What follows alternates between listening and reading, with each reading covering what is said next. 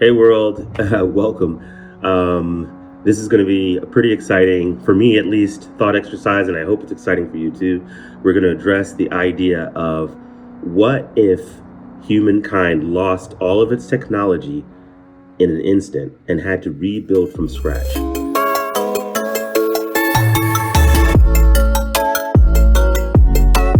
the question that's being posed is, how long would it take humanity to rebuild technology to the point that we are now?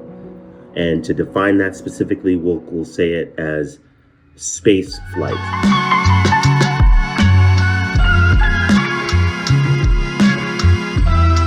Doesn't mean humans have to be in space, but it means that we are able to launch rockets into space in a controlled way. And to reach that aspect of technology, that event in technology, which we're going to call the launch event, we're going to start from a reboot event, which is an event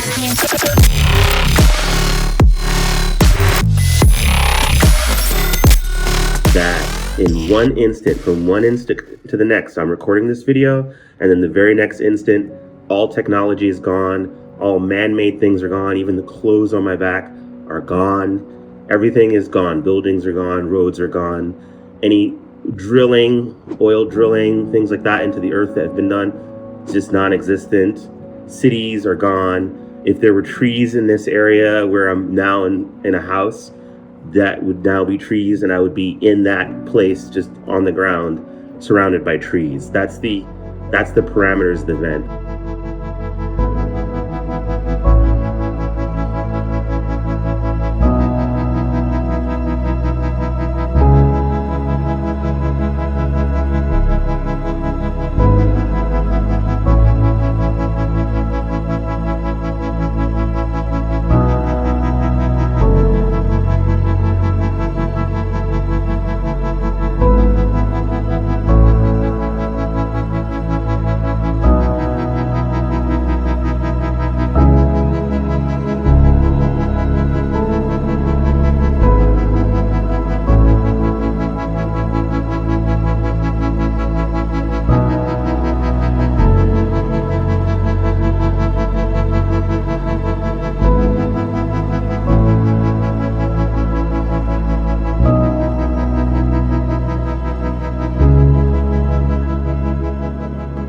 This thought exercise that we're about to do came from an idea posed in the science fiction group on Facebook. Damian Walter, who runs that group, it's like the Disney World of science fiction online. If you're into science fiction and just the ideas around science fiction, definitely check out that group. Because he regularly poses these ideas and then we just banter about them in the comments and everything. But this particular concept, caught my attention, and I thought it was a pretty exciting enough one that I would delve into it in this extended YouTube video. This video is probably going to run, at least, over 80 to 90 minutes. I'm going to let it run as long as it takes. But I predict it should be about an hour and 80, 90 minutes or so to really go into my prediction or my guesstimation of how long it would take humanity to go from zero to space flight. I'm going to make that prediction very shortly. So, but at the same time, the reason I'm making the video is really also just to stimulate the conversation and what that might mean to us now and how we see ourselves in time and history, related to technology, and then also, just like a lot of science fiction concepts, it introduces ideas to think about, just as far as like what are the natures of humanity? What are the kind of the core kernel aspects of society that, if you take everything away, would likely redevelop themselves or come back or cycle through, cyclical types of things. So I encourage you, if you're excited about the concept, as excited about the concept as I am, go ahead and dive into the comments and put your prediction down there. So I encourage you to go ahead and just type your prediction into the comments. Feel free to pause the video so that you don't get it. If you don't want to get spoiled with what my prediction is, I'd love it if you go ahead and put your prediction in the comments, pause the video to do that, and then unpause it. Then I'm going to say my prediction in about 3 seconds from now, I'm going to say it.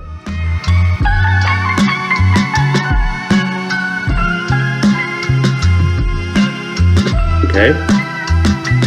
I think it would take humanity 362 years to go from nothing to rockets in space, basically space flight. And I want to clarify the scenario a little bit so that it's super duper clear.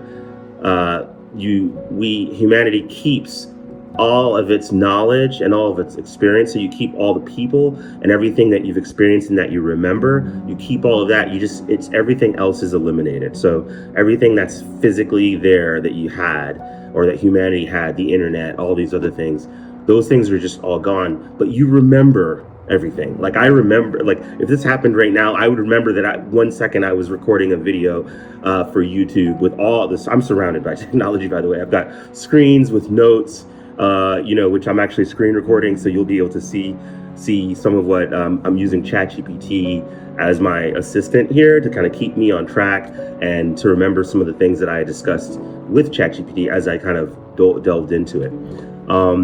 But all right, so that was my approach. I basically, when I saw the question in the Facebook group, my first thing was, I'm going to answer that question without doing any research, right? Because obviously once I start going into looking into the past and looking into, what the actual developments were, they would probably shape my prediction. I didn't want to do that. I wanted it to be sort of a pure organic prediction just off the dome.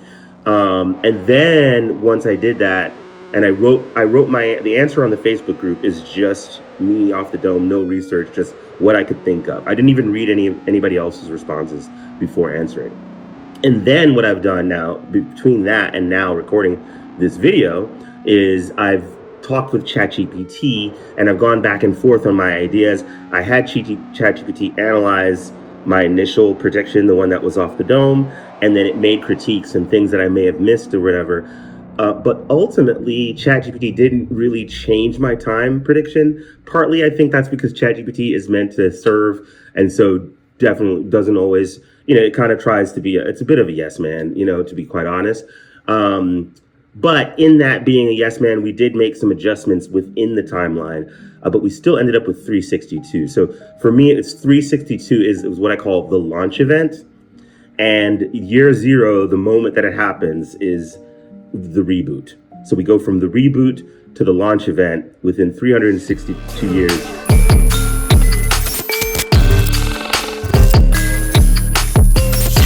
And in this video, I'm gonna go into detail of my thought process of how that would all go down. All right, so buckle your seatbelts and let's take this ride as we go into that.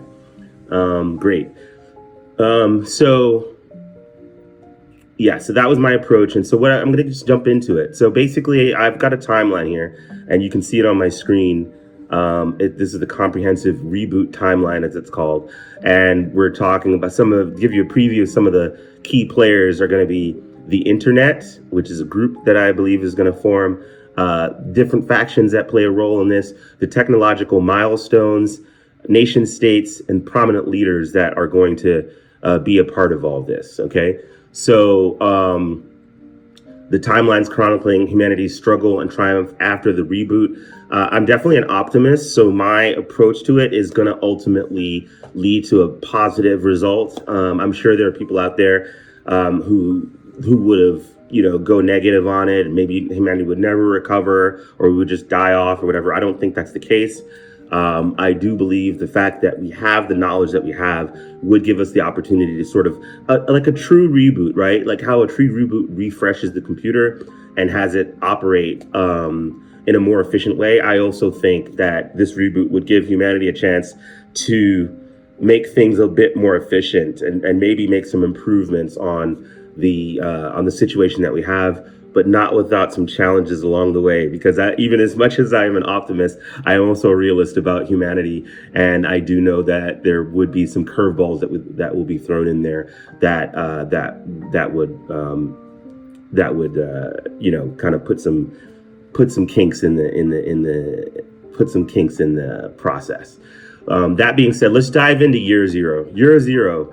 So you've got the reboot event, and then you've got mob rule. So this is what I think would happen is, if this really happened, is the first thing you would have is mob rule, because you would have a lot of individuals who are sort of the sheep, I would call them, in the middle, who would just be confused and not really know what's going on. But people who are more of sort of a predatory nature, or already kind of thrive on chaos and those kinds of things, would see this as an opportunity, and they would be just ready to go, right? So I think that would cause a situation where at first you would have some more aggressive people who would sort of dominate and try to control resources.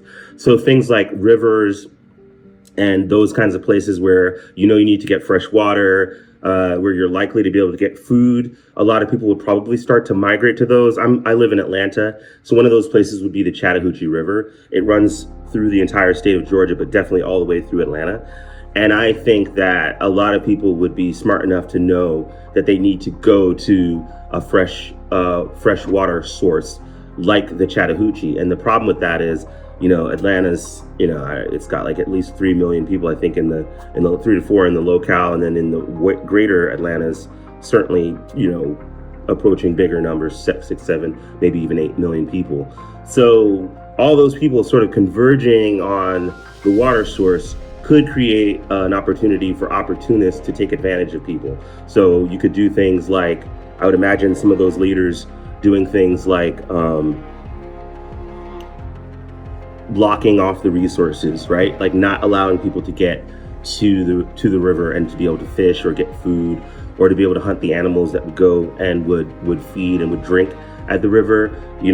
I could see groups forming to sort of intercept people and then profit off of people's need to be able to eat or whatever like that, whether that be catching fish and then selling fish in some way, or bartering for services.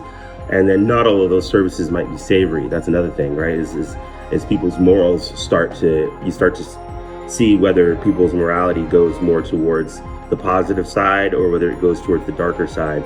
And I think both would happen. But in the initial event, you could have a period where some of the darker side of things takes root. But I think that period wouldn't be very long. So if I look at my timeline, I call it year 0 is mob rule, right? But right beyond that first year, I think that mob rule wouldn't last that long, just partly because enough of us are elevated and educated and to know that we should be striving for a better civilization because we've seen it and we've experienced it. And so I think that mob rule would get overruled pretty quickly. So once we start to see bullies start to appear, I think people would then naturally form groups that have a certain moral compass. And they would say, hey, listen, we can't allow this to happen. We're not going to let the world descend into chaos just because this random reboot event happened or whatever. And so they would probably band together and be larger than the amount of people who would be in a more of a bully type situation, and then form protection groups and those kinds of things. So year 0 gives us mob rule, but I think we get out of that, like I said, pretty quickly. Let's talk real quick about, you can see on my screen, I've got some of the different elements that will play a role. So we've got the immediate mob rule with the violence and chaos. Also on year 0, almost at the same time as mob rule, there would be the founding of what's called the internet. And essentially, these would be visionary people who realize as quickly as possible, we need to capture the data, right? If that makes sense. So there's information that's in people's heads. We see that everything's disappeared. So we know we don't have, that knowledge is not stored anywhere. So I think there would be a number of people who would realize that priority number 1, if we ever want to rebuild civilization, is to capture the data. If you're a computer scientist, we need to write down as many of the rules of JavaScript as there possibly were. And then beyond JavaScript, what was the abstraction that JavaScript is writing to? How does that runtime work? How does machine language and computers work? How did that even work with electricity to get zeros and ones that computers were even a thing? Who knows this information? How do we capture this information so that too much time doesn't pass when we can't get it back, right? There's no Wikipedia, there's none of that stuff, there's no Google, there's none of that. And so we would quickly need to figure out how to capture that. And I think so the group that would be formed from that would be the internet. Okay, so we'll get back to the internet and talk about that. And I think elsewhere in the world, a similar group would be archive. So they're like the internet, but they believe in more just library, just documentation, where the internet, they see themselves as like capturing and sharing the data and forming a network, like a physical network to share data between different groups, which they call nodes. The archive is more knowledge storage based, right? But it's a different group. It pops up somewhere else in the world, but it's almost very similar idea. I've got a group called Le Chaos, and that's simply a group which sees the reboot as a judgment, in essence, right? So there would be partially some religious undertones, but not necessarily any one specific religion, but just the idea that there's some sort of spiritual or divine or fated universal nature to why the reboot happened. And because of that, they actively work to tear down any progress that happens, to try to rebuild society, because they just don't believe, like, if the reboot happened and we went back to nothing and you guys are over here trying to like reclaim society and rebuild civilization and organizational structure, why are you doing that? No, chaos should reign, right? So that's what they do, and they actively go to pursue that. The Naturals is a group that I believe would form out of that, which would be, sure, we want to have some level of organization, but we don't necessarily want to rebuild society as it is today, because we recognize that there are a lot of unhealthy elements in the world, and that those unhealthy ways of living, processed sugars, overproduction of food, wastage of food, and the oppression of the natural resources of the earth, the overmining of valuable resources, the overplanting of valuable trees and things, instead of like letting things be a little bit more organic. They feel like the reboot is a chance to get back to a place where we can live more in union with nature. So while they're not like Le Chaos, which actually wants to tear down all the efforts to rebuild society, the Naturals aren't necessarily aggressive in that way, but they would prefer to be in their own groups that stay one with nature, live organically, grow their own food, don't necessarily try to recreate things like electricity or advanced technology. Just basic tools that they need to be able to survive and live is what they feel like is a healthy way to live, right? And who's to argue with them? I mean, it's who knows what the right path is. That's why also part of what I'm saying is, if you're watching this video, you know, hopefully I can stimulate some ideas about where do you fit in, right? And so if you've already put a comment in the video about what your initial prediction was, I would love for you to now add to that comment and go ahead and reply to it and say, where do you fit in, as I start to talk about these different groups that would form, that I believe would naturally form. Let me know in the comments what your ideal role would be. What do you think you would try to do? What would be your belief system about it? And what would you put the most energy into, in these disparate ways of deciding what to do next if something like that were to really happen, right? All right, let's keep going. All right, so we've got, I've named some leaders: Ariadne Jones of the internet.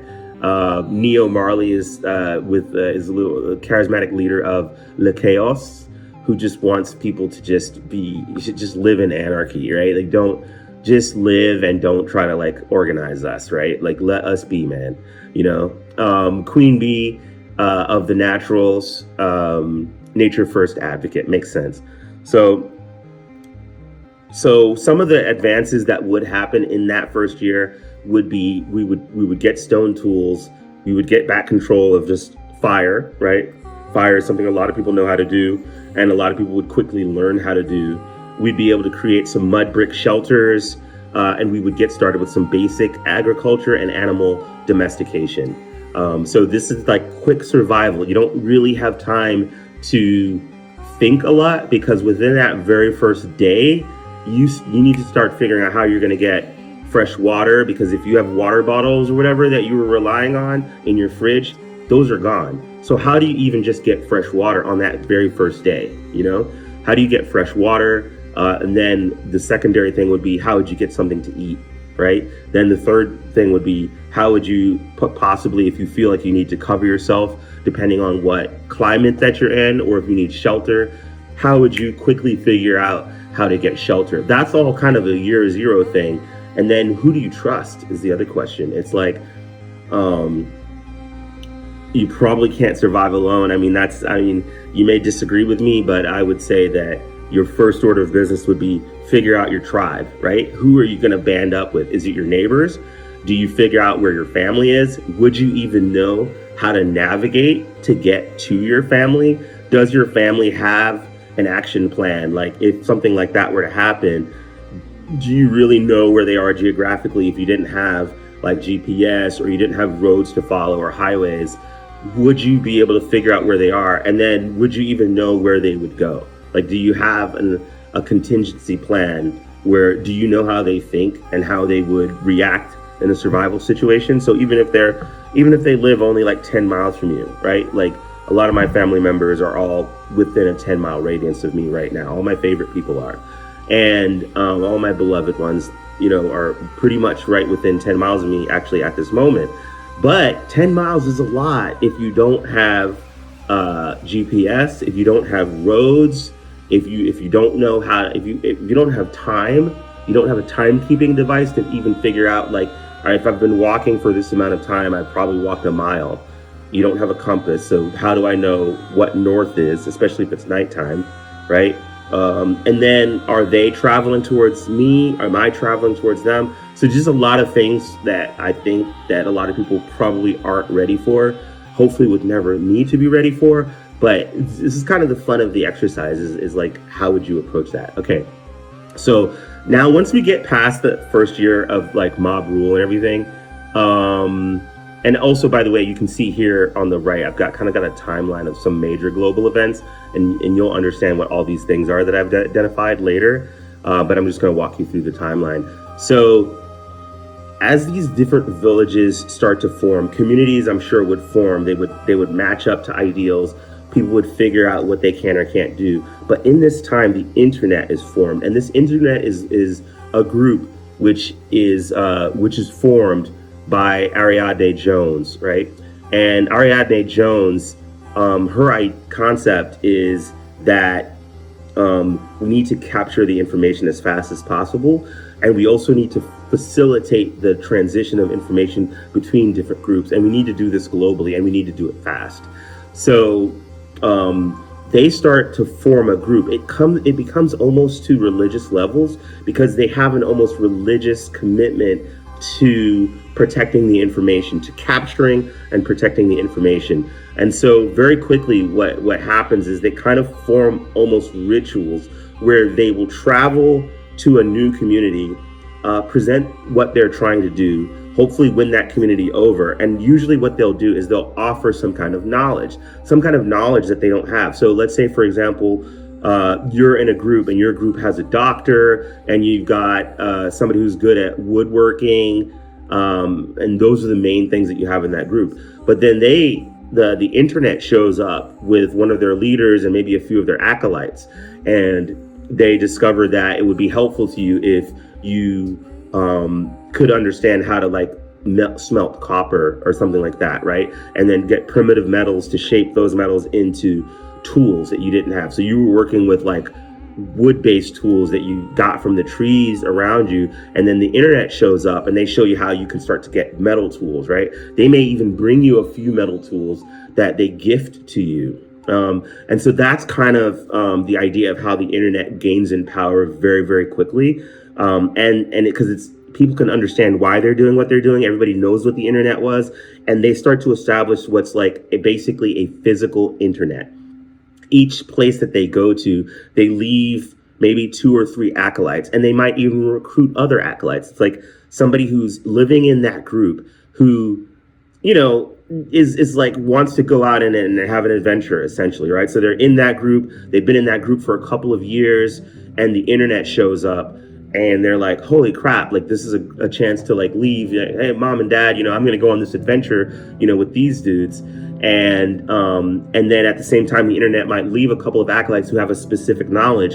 And so that the acolyte's job when they get left there is twofold. It's one, share knowledge with the community that they're visiting, and two, collect information from the community that they're visiting. So if that community had a doctor, like we said, and a woodworker, the acolytes would shadow them essentially, right? And actively learn as much as it possible that they can from that doctor and document it, because you remember, everything has just disappeared. So there's no paper, there's none of that. So the internet would be the people who they make paper, and they make writing instruments out of charcoal, out of whatever they can, parchment paper. These would be the kinds of things that the internet would quickly develop skill around. And then they would have their acolytes like drawing pictures. Drawing would be a really great skill.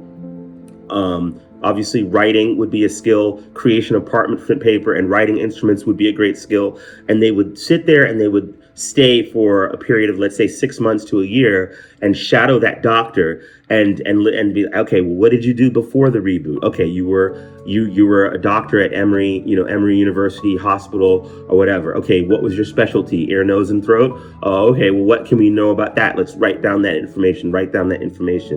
At the same time, while the doctor is doing his or her daily tasks within the community, which is like healing people within the community, at the same time, they've got this shadow who's taking every opportunity possible to ask them questions about what they are doing now, but also what they did in the past, to try to collect all that past data that they may have known and document it in some way, right? And then of course they would have to go get more parchment paper and go out and do whatever you do with wood and pulp and do all those things to be able to create that, so you can keep on documenting.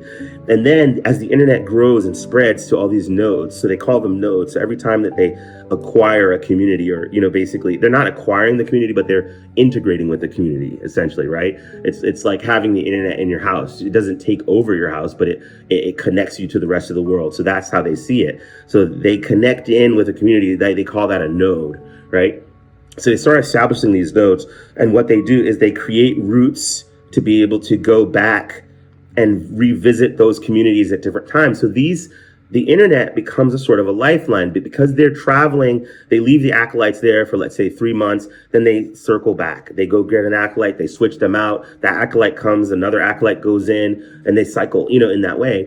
And they're passing information, but guess what they're also passing? They're passing other information. So what's going on, in what formerly was Chattanooga, for example. You're in Atlanta, the internet has reached Chattanooga, then they've reached Richmond, then they've reached, Baltimore or whatever. What's going on in DC? What's going on in Baltimore? What's going on? So all that information, the internet becomes a hub of information, but it's physical people that are transferring this information, and they also become a sort of de facto postal service. Because if you got messages from Chattanooga that you want to get to somebody that you knew was in the Atlanta area, the internet would be the people who would look out for that information that you asked them to look for. They probably have a growing list of requests like, hey, my cousin's in Birmingham or whatever, and I think he would have tried to get out to Atlanta. Have you seen a guy who says he used to be a nurse, and he's got this crazy, the last time I met him, he had this crazy hair, he probably hasn't cut his hair, he's about 6'4", whatever, right? And then so you've got all this information, and people would pass information through the internet, which will also make them stronger and more valuable while they're doing this service of collecting all this data and also transferring data. Okay, so just imagine that as a network which is growing, right? All right, so let's keep going through the timeline. My timeline, so we've got the emerging nation states, Edison's Light, which is West Coast of the Americas, the technology driven. So I just imagine some of those Silicon Valley people pick up the name of Edison and want to kind of reinvigorate that name of Thomas Edison. They call themselves Edison's Light.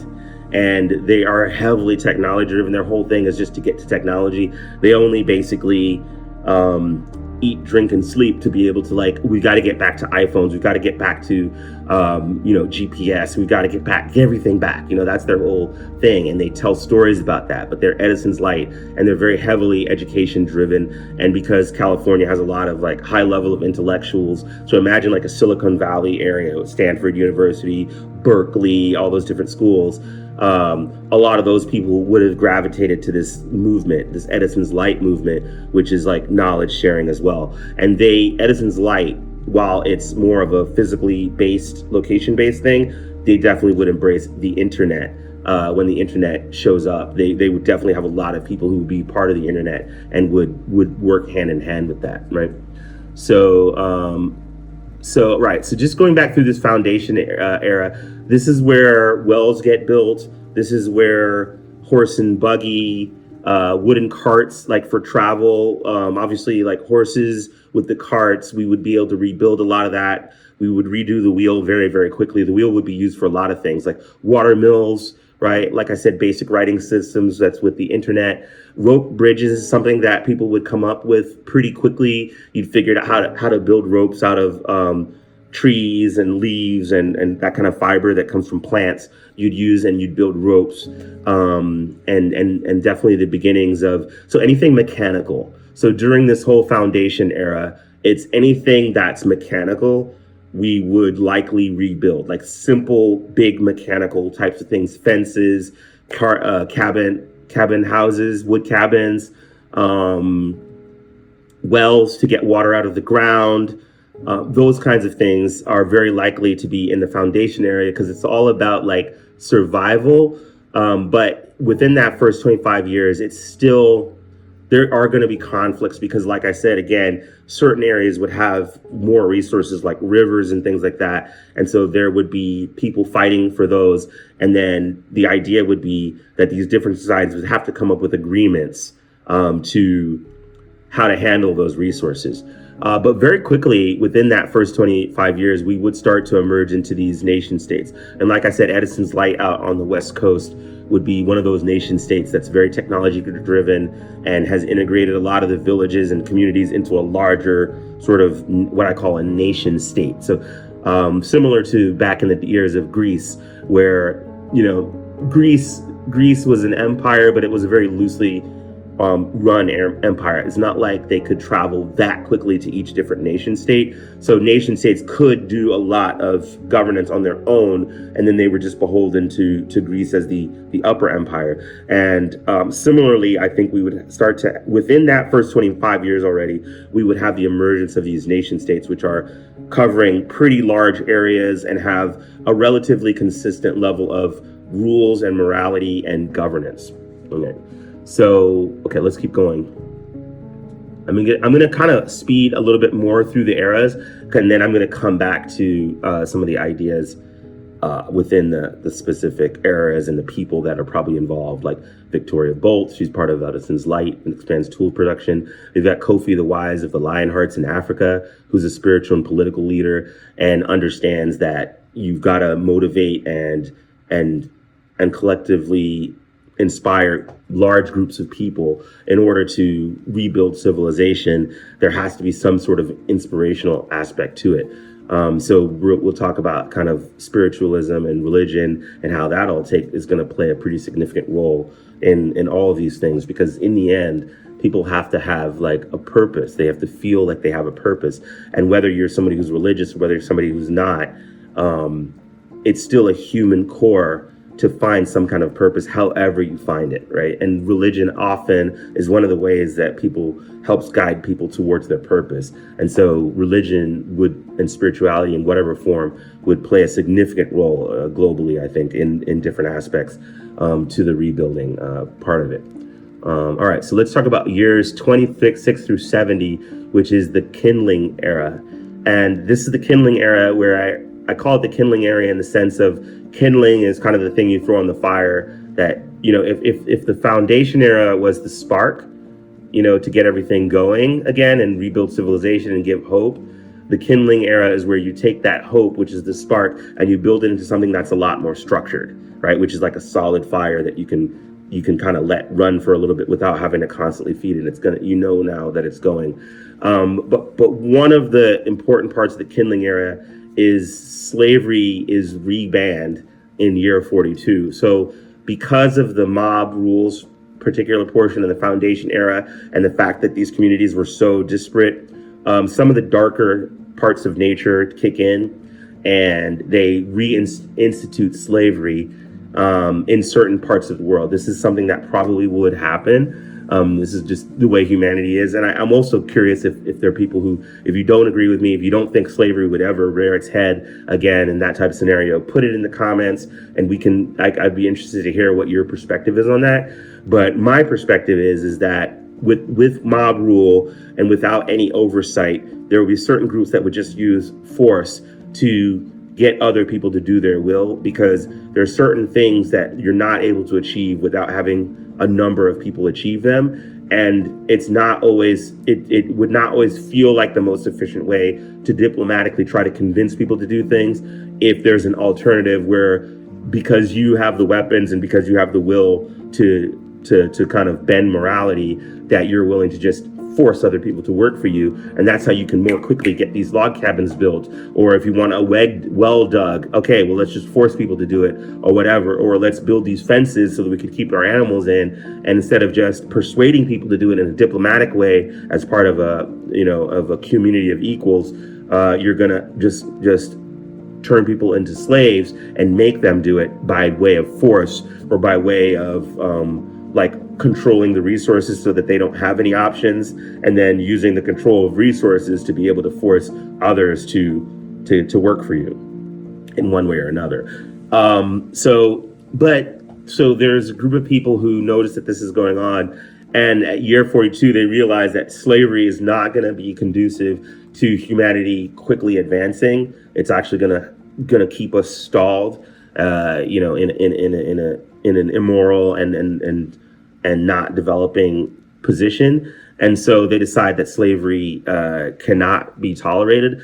And that is right around that time is the judiciary is formed. So out of the internet, which has now become a global, pretty much worldwide organization that people know about, the internet realizes there has to be sort of like the strong arm of it, which is keeping things in check and keeping people in line who aren't going to be listening to reason, and that's judiciary. So judiciary sets up the global human rights charter that comes in year 42. One of the things is it bans slavery. The other thing is it says is that people have the right to fresh water, the ability to get food, to be given the freedom to be able to achieve shelter, and that we look out for each other and we don't do any kinds of harm or violence or any kind of destructive acts that would interrupt the ability of another to be able to do all those things that were named before, right? So as long as those is kind of like the standard that we're going for,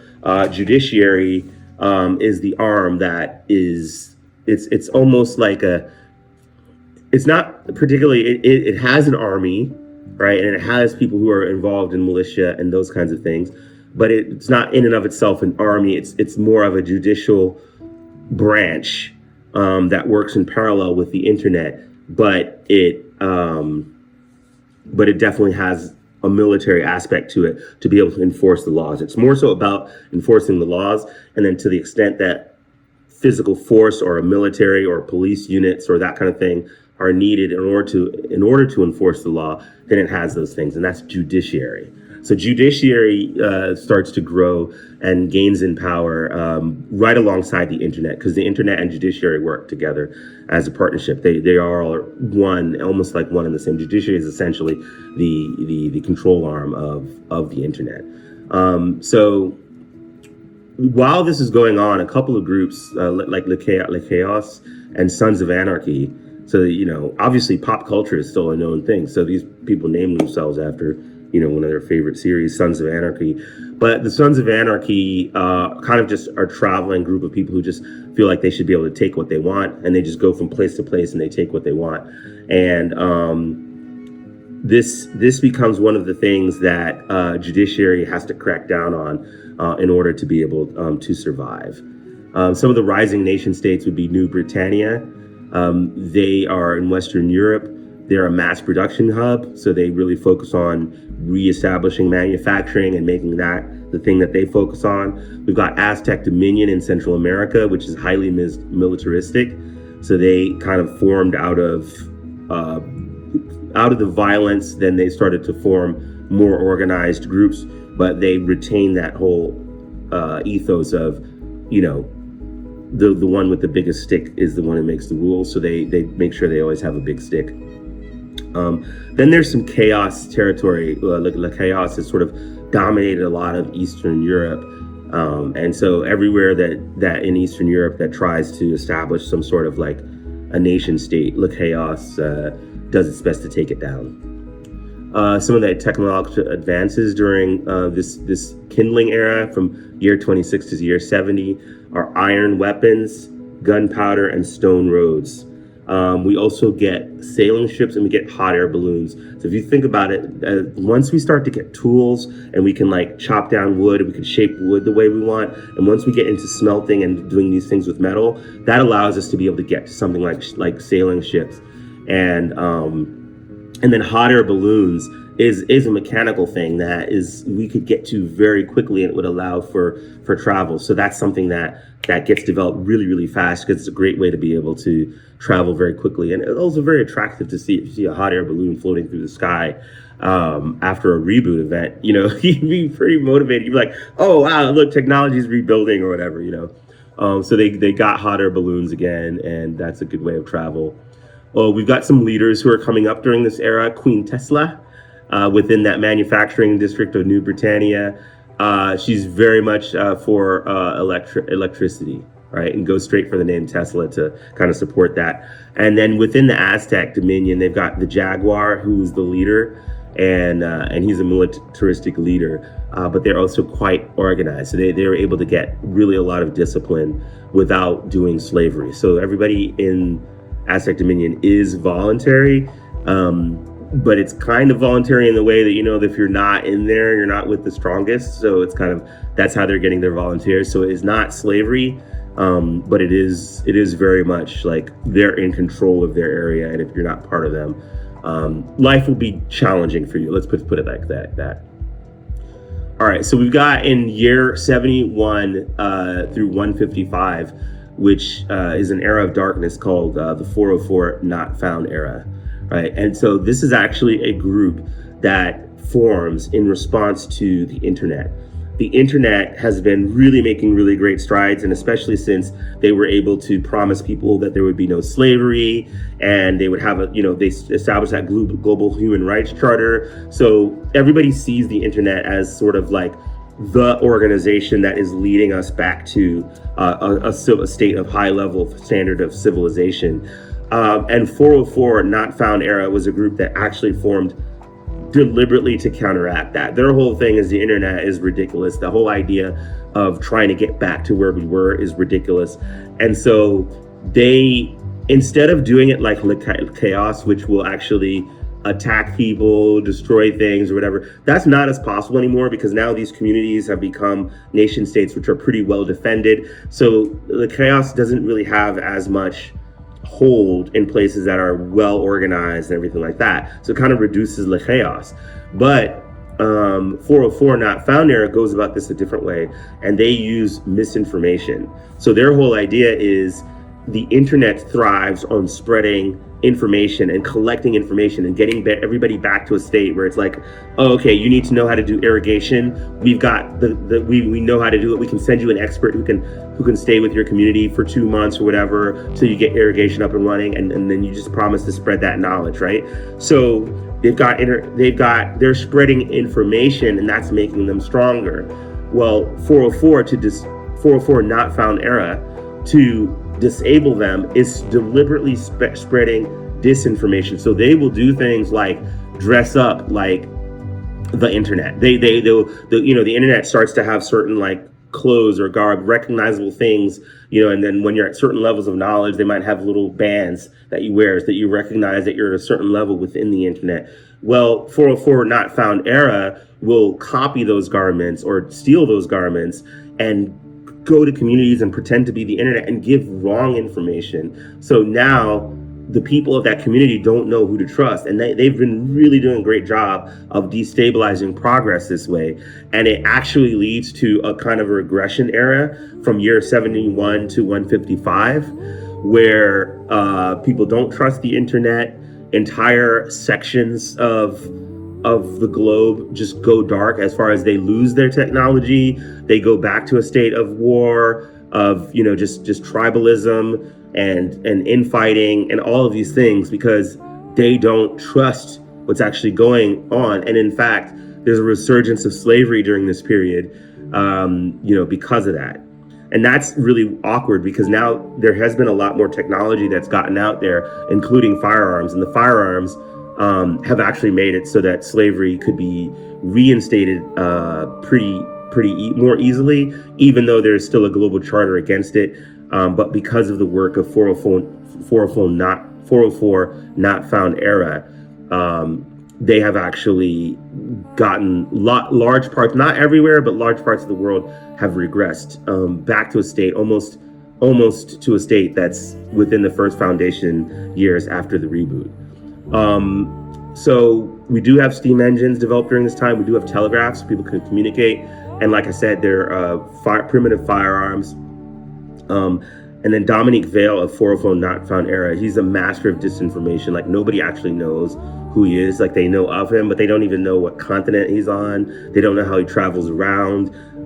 They think he may have been originally part of the internet, but then they don't know if that's true or not. So it's just a lot of information that is making people very uncomfortable and stalls progress. During this time, though, as well, we do have General Tupac.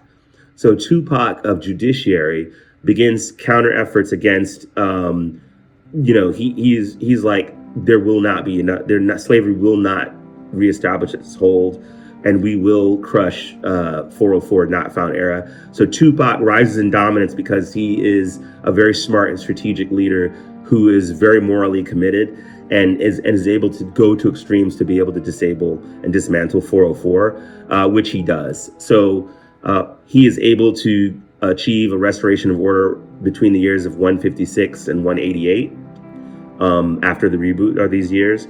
And so he pretty much eliminates 404 Not Found Era. And we're not really going to go into all the tactics that General Tupac uses, but let's just say his tactics are not all going to be on the up and up, because he believes that extreme measures call for extreme circumstances, or extreme circumstances call for extreme measures. And so he does what he needs to do to shut them down, and it actually works once he gets enough of them. And this kind of is also the era could have been called the era of espionage, because it's like, now we're getting to a point where travel is easier. We've got horses, we've got steam engines, we've got sailboats, we've even got boats that can cross across the large oceans and things like that. So there's more travel going on, and there's a lot more opportunity for disinformation as well as information. And so based on that, it becomes an area of espionage. And General Tupac is really the leader that shuts it down and establishes judiciary on a really global level, being recognized by people all over the world as an organization that can be trusted to create stability, right?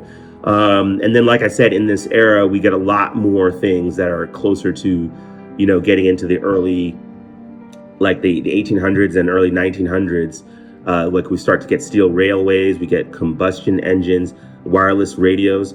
But one thing I want to say about combustion engines is combustion engines, while they do get reintroduced, they don't take root globally in the way that they did in our history, because, and I'm going to talk about this in a minute when I go into Leapfrogged Technologies, but there are a number of technologies that get leapfrogged, right? They're because we already have the knowledge of what the end goal is, or what is potential if we go towards an end state, versus the way technology was developed in the past, where people are just exploring and meandering, and then they bump against this discovery, and then they go to this other thing. This is a lot more focused of an effort, because people know that it's possible. And so when people know what the end state is, you don't have to go through every state of development, right? So there's a lot of leapfrogging of technology that happens, and I'm going to talk about the technologies that get leapfrogged. And one of them is engine. So while there would be people who create it more so just out of the exercise of creating it, what actually takes hold is electric vehicles, electric motors, electric everything, because we know that we can, and we don't need to waste all that time that goes into trying to perfect like a mechanical combustion engine. All right. So the other thing that happens is in the year at 188 is unis become established as a universal currency. So like I said, these organizations have started to become global, recognized globally. It took over 100 years to get to that point, but the internet, judiciary, a number of the other ones are already being recognized globally. And so with that, instead of having a whole bunch of different currencies, the way we grew, where it was like villages and then grew up over time, where we had so many different currencies, they're able to establish a universal currency pretty quickly. And it just makes things easier because people really need access to technology and information, things like that. So having a universal currency turns out to be the easiest approach. And they call it the uni, but they also call it the uni because they do have the vision of a unified globe. And so that's why they call this currency the universal currency, or the uni. They might call it UCs for short, so UCs. They call them UCs, universal currency, UCs. I'll give you 100 UCs if you, do that for me and you do this other thing, or I'll give you, 200 UCs, 250 UCs is what this is going to cost, or they call them unis or whatever. There's always going to be nicknames for different things, but that's year 188 is when that currency gets introduced, and it goes global pretty quickly because they have a good global network at this point. They have wireless is another technology that becomes the predominant technology. So currently, if you know or if you don't know, the internet is heavily based on like actual cables running underground to people's houses, fiber optic cables that run under the ocean from continent to continent. And the internet's really based on a physical wire type of thing. I mean, there's a cable going into your house. That is what's bringing you the internet. Well, because we know that wireless technology exists, a lot of the internet, once it gets reestablished, is not by trying to dig all these holes, and that's a massive effort. So instead, they just go straight to wireless for a lot of that stuff, and create like wire mesh networks, which is possible to do, where you just, as long as there's another device that's sending out wireless, it receives a signal and then it can send it again, and it just hops like that. And as long as you can keep that mesh tightly woven, then you have a network which can grow. So they try to go with a wireless route to do that, and they might even use the hot air balloons for that, for example. So if you take hot air balloons and you just say to somebody, hey, this is your route every day, you just run this route and then you run that route and then you hand off to the next person who runs this route, runs that route, you could create a network of wireless that would always be within range if you just plan out the route, right? So that's how we leapfrog a lot of the hard work of just building cables under the ground. We would do some within small communities. They would probably do it within themselves, but we're not going to sit there and be doing these massive international or those kinds of wireless under the ocean and things like that, because there's just not enough time to develop and exploit that technology to the level that we would have done in the past, where it took a long time to do that and multinational corporations to do that. So then we get into year 189 to 211, which I call the race for technology. So once things are international, and people are aware of everything, we start to have these nation states grow into superpowers. And I believe that we would have 3 to 4 superpowers that would emerge. And it's all about who gets what technology, as which ones would have establishment of dominance. And so we get this race for technology. And then, like I said, the whole thing about the judiciary has to keep kind of putting down slavery because of the speed of. So one of the words, I actually learned this word from my daughter, atopia. So you've heard of dystopia, you've heard of utopia, but atopia is both. So basically, while one group of people might be experiencing what would be considered a utopia for them, that utopia for them could be a dystopia for another group of people. And I use my own country as an example. The United States of America, as we know, was inhabited by indigenous peoples that we often refer to as Native Americans, and they got decimated in a massive genocide, which is how the United States of America was formed. So while when we study history of the United States of America, we celebrate all these things about the founding fathers and founding the country. We celebrate like America as a utopia, right? For those people who were the founding fathers and building a new country and escaping the oppression of Britain, it was a utopia because now they were freeing themselves from oppression. But to do it, they had to slaughter and genocide an entire race of people from this area, which are the Native Americans. And so you would say that for the Native Americans that were there and these invading aliens are coming in and wiping out your people, that utopia, that was a utopia for them, it was a dystopia for those people. And so that concept is atopia, which is basically, which I learned from my daughter, thanks Cyan, where two things can be true at the same time. And in this timeline that I'm presenting to you, this would also be the case, right? Is that we would be existing in a sort of an atopic state where as fast as technology is progressing in certain parts of the world, there would be parts of the world that wouldn't catch up quite that quickly.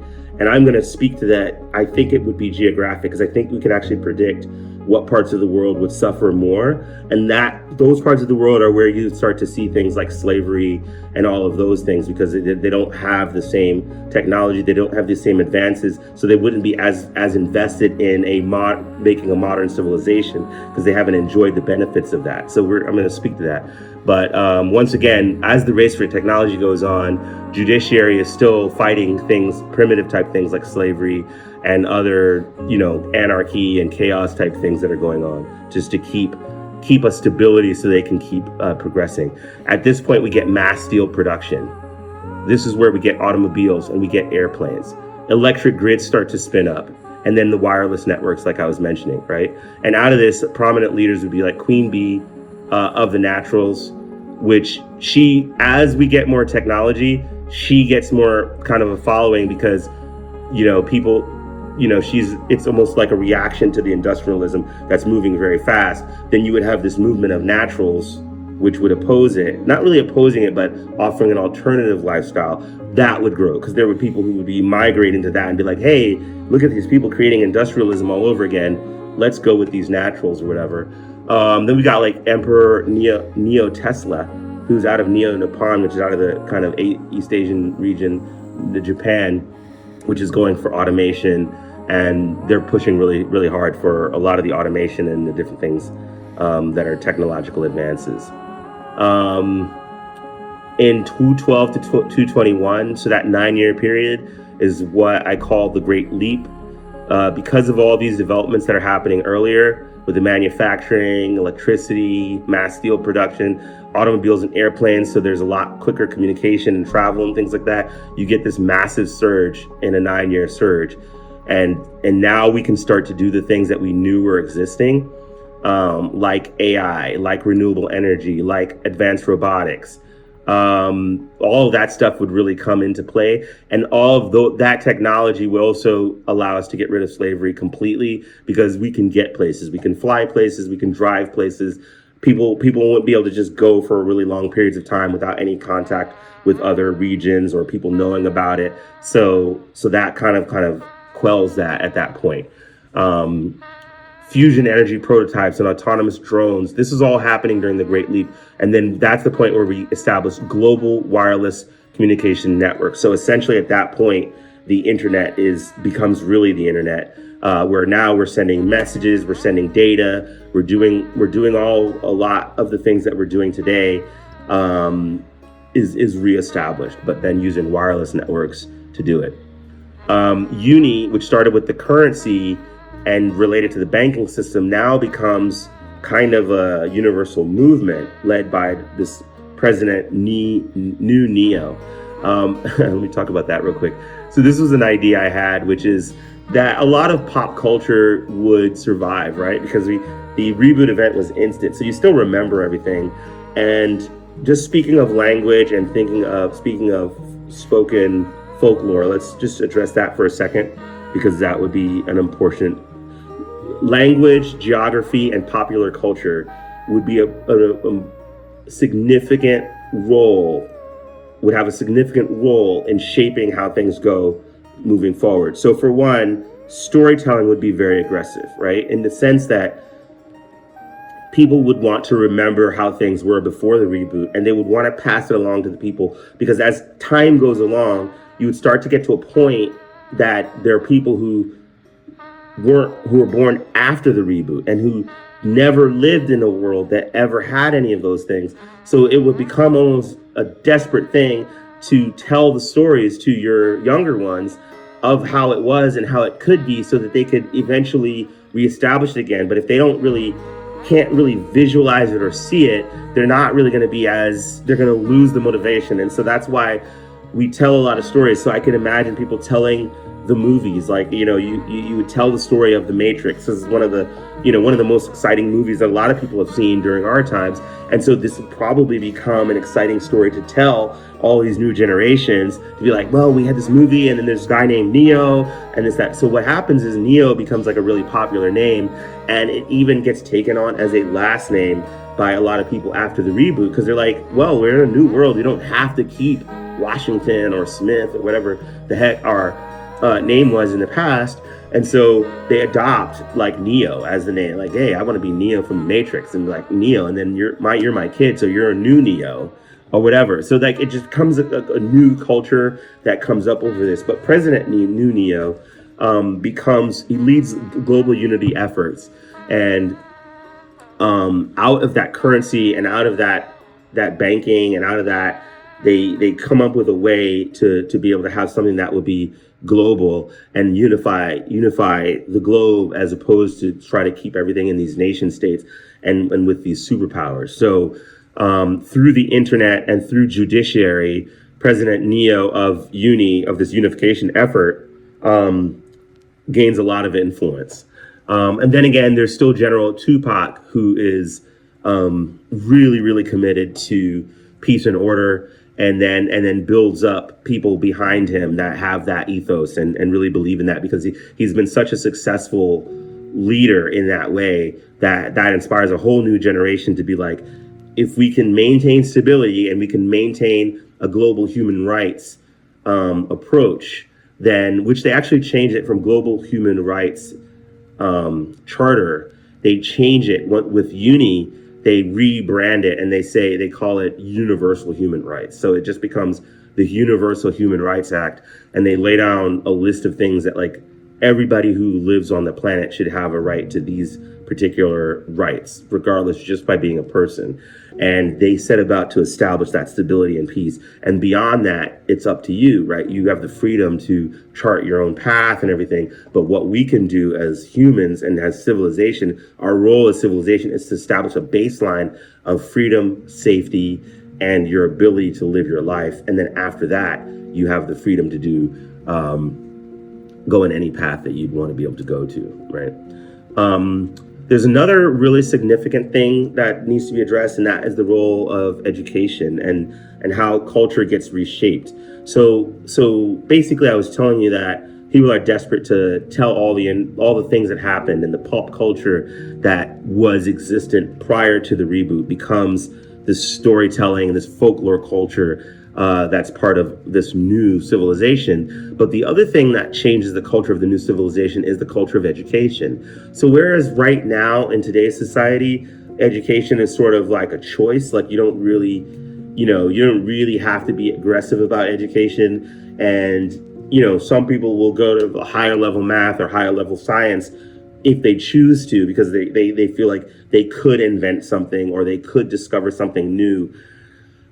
This world is different because we know that you can discover something new. We know that we don't have cars, for example, but we know they've been there before. So if we raise these children to be really good at mechanical engineering and math and science, we know that they could be the people who bring back the cars, bring back lasers, bring back cell phones, bring back the ability to have batteries and electronic devices, bring back microscopes and penicillin and high-level medicines, genetic medicine. So like people know about this stuff. So it's a very, very different approach to education, where like the world basically hits like almost 100% literacy, and beyond 100% literacy, it definitely has a very high rate of people being very intentional about education, just because it's not like you're hoping for something that might happen. If these people learn these things, you know it will happen. So it's like, all I have to do is like motivate this kid and teach this kid all these things that they can do, and then they can pass the baton and hurry up and get civilization back to a state where, we have all these things that we had, so that culture of education, which is now global, has a very strong influence on political decisions and how socioeconomic structures are set up. And most likely we wouldn't have the same, like, capitalism and or communism or any of these other political structures would not evolve in the same way that they evolved to where we are today. For example, if you think about like free market capitalism and how a lot of products are done, there's a lot of redundancy, because of capitalistic sort of battling, right? So it's like you might have Apple develops a phone, Samsung develops a phone. What was the one? It was an old one that Nokia develops phones. All these different people, and so. But in this era, things are happening so fast that you most likely will sort of work together with any governing forces, because you're all just trying to get back to a state where you have phones in general. So it wouldn't necessarily be just, you're just doing it on your own in this free market capitalistic way, and then you're like Apple, and then you just drop the phone and like, hey, September release, guys, get your iPhone 18 or whatever. It wouldn't really be like that, because everything is almost like it's almost like an emergency effort. Like everybody, the whole globe is kind of still has a state of emergency revival, emergency reinstitution to the way things were. And so I believe this would put us somewhere into like a lot more of a socialistic, leaning towards communistic approach to things. Kind of the way that, when China has like a mission that is for the purpose of the government, they can just step in and just do it, right? So it's like China is capitalistic in the sense that as long as it's not interrupting or interfering with any communist party goals, then you're kind of free and you're capitalist. You're doing whatever you want. But the moment that the party has something that they want to achieve for the country, like building that huge hydroelectric dam that they built, it's kind of like they'll just step in and claim whatever resources need to be done to get that done, right? Because that's the communistic side of it. And then if you look at the Americas, for example, we sort of have this, like, it's not really extreme capitalism, but it's somewhat extreme capitalism where they're all just doing their own thing, and that would not be the case, I think, in this timeline of the reboot, from the reboot to the launch event. It wouldn't be like that, because we're trying to get back to this long-term goal. So it would be a lot more like America during the space race, or America during like a World War II or something, where it's like factories were reclaimed to work towards the war effort, or efforts by the government were to go to space. So if you're helping with that mission, then you're sort of aligned with the government, and then your resources are kind of absorbed into the collective effort. So a lot more things, I think, would be a collective effort than this sort of like highly individualistic entrepreneurial efforts. I just don't think the timeline of this would be long enough that it would have that much time to become all these different markets and all those things. That is something that might happen down the road, somewhere after the launch event, but that's not what this video is really going into. So I think right now, collectivism and unification is a lot more the direction, because the goals are so specific and so clear, and so all the resources that are possible to get towards those things would be corralled in order to get to that. And I think a lot of people it wouldn't be that hard to get a lot of people to agree to it, because they would see advances that are happening, see how those advances are helping their daily lives, and then they would agree to the next priority advances, because they've seen so many think about how many advances these little nation states would have seen within a 100-year period, that they wouldn't really have a problem going on with what are the next two or three priorities, because it's been working for them, right? It's like a positive, they have a positive feeling towards it. Okay, so that's where, and then so that and the education thing, it's just a different type of population in the world, right? Like all these educated people, all these different like low-hanging fruit technologies or products and things like that that can be developed and that make you a hero if you're the person who like reinvents it in a way, right? So this is like almost like a celebration of these people who reinvent these things.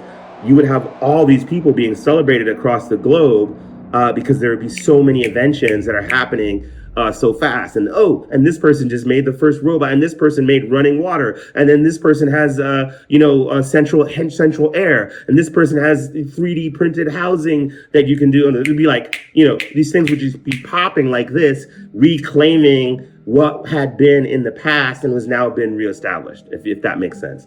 So that's kind of the feeling of what I imagine is going on. And so that's why this unification effort, the uni and all that, gets a lot of strength behind it, because there's a lot of intellectualism. There are a lot of really, really talented people, and there's a global sort of support for these talented people to continue to advance. It's almost like a dopamine. We get a hit of dopamine like every 3 to 6 months because something new, massively new, that's life-changingly new gets established or redeveloped or gets distributed and gets out to people. Every 3 to 6 months there's something new that's coming. That's a really big deal, and it's exciting. People, excites them to learn and all of these things. So let's keep going. Let's talk about the era of superpowers.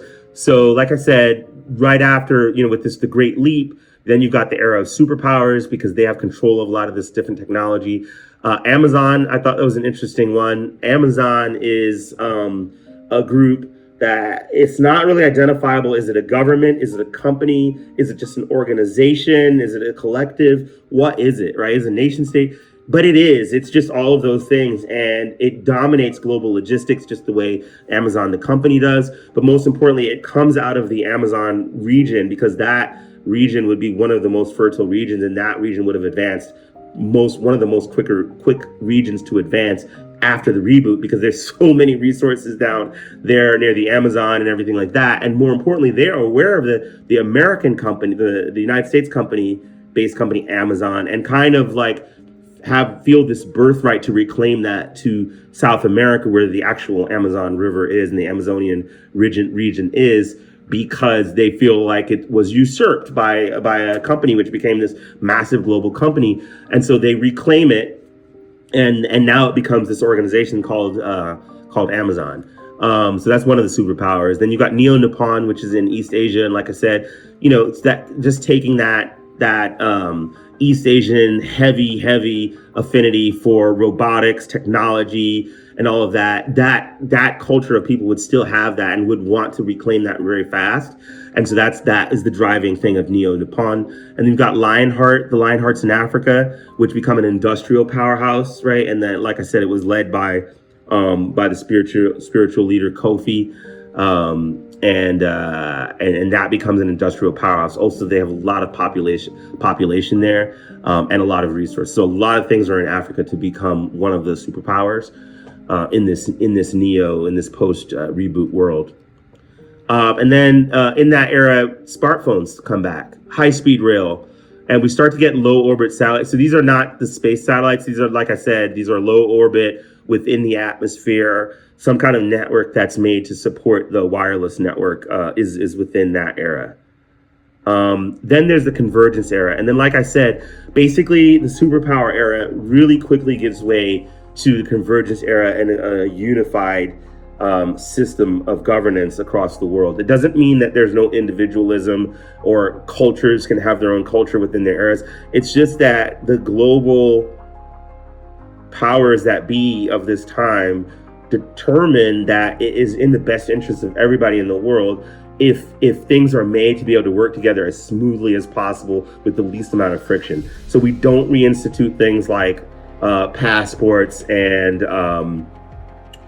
visas and none of that. visas is a policy that gets completely leapfrogged and pushed aside as obsolete from the pre-era. You know, if you need to go and you need to go travel somewhere and work somewhere, you just go and you just travel. There's anything to do with like, oh, you're affiliated with this nation state, so you can't travel or whatever like that.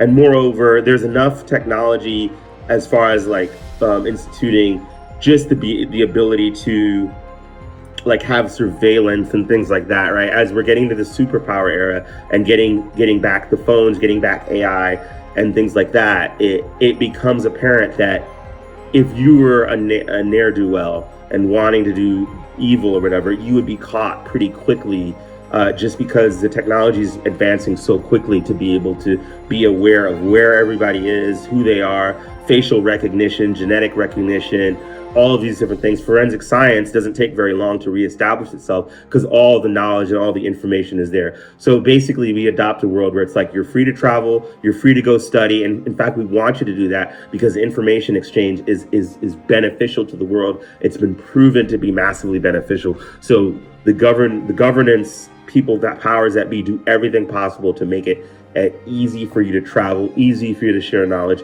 easy for you to trade and learn, and all of that. So none of the passports, none of the visas, none of that stuff is a whole thing. Even taxation, there's not time for taxation to become like fixated on any particular era. So again, there likely is some form of taxation that is going on, but they just go ahead and make it global, right? They just make it a global taxation situation, and all of that just gets negotiated in terms of like distribution of resources. That is something that just gets negotiated from a global level, and there's no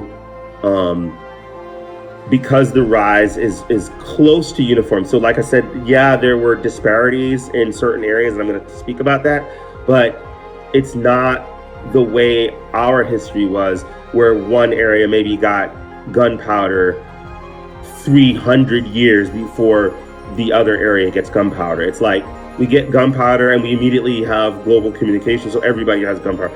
Everything that gets developed, everybody has it. So in this reboot timeline that I'm crafted here, this all moves forward, you know, at a relatively even kind of basis. And so what that means is that as far as the distribution of resources thing is concerned, there's not as much of an impetus to just have it be all in one area or anything like that. It's kind of like, where are the resources? Let's just make sure there's, you know, place to live for everybody, all these different things, and then people can just move wherever they want. So people don't have like this, oh, you're neglecting this area or you're neglecting that area, because they're not locked in to any area. The resources are going to where the whole globe needs resources, right? So it is very much a different culture and a different environment around control of resources, and thusly taxation kind of has a whole different nature to it. So they come up with more efficient systems of taxation. I'm not the expert on it, but we have experts that would figure it out, and I believe that they did. And that gives us to that kind of melts the superpowers into one. And we start focusing on all the technology things that we want, like AI-driven infrastructure, spacecraft development, renewable energy. All of these things become the focus. And eventually, as you can see here on screen, in the final years before the launch event, from the year 330 to the year 362, unity and humanity's expansion into space. So like I said, I'm an optimist. So this is the really optimistic part of the whole thing. Humanity unites under one. They just call everything one, and they their logo is just a dot. And then people also say, like, they'll go like this: one, we are one, we are one. You know, they just do it like that. That's the symbol that we are one. We all agree. Like, we've made a better society, and they're proud of it. Like this new set of humans are very proud of the world that they've created, because they all know what it used to be, and they all know what led to or what they believe led to the reboot event, right? Like, and so they're like, no, we've overcome that. We are one, like that, right? And some people even do it as a ball. They're like 2D, it would be like a circle, like this. But if you think about it from any direction, that 2D thing would actually be a 3D sphere, which is like the globe of the Earth. So we are one. It's like one, like you're holding the Earth together as one ball. We are one, right?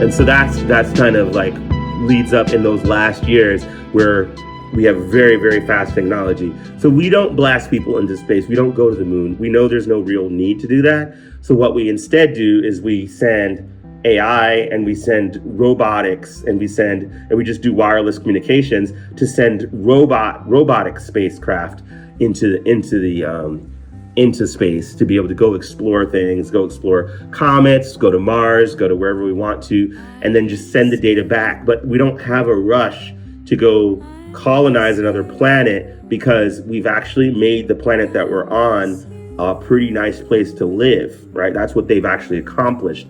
And so they're like, we take care of this planet that we're on, and yes, we go get information about other planets, but it's not in a kind of thing of like a rush. It doesn't have that kind of desperate feel, which a lot of the efforts right now around space travel it almost feels like desperately, we've got to desperately figure out how man can live on Mars or something like that. Well, I mean, that's an interesting thing, but it's maybe more interesting to just go explore Mars and gather the information that we can. And knowing that if we decided we did want to have people go live on Mars, we are a unified society. We are one. It would be easy to do so because we would just do it. It's just like collectively, it's a lot more achievable to achieve big goals because we've seen it. Like they've seen themselves be able to achieve huge leaps and bounds just by having it be a global effort and having everybody pitch into it.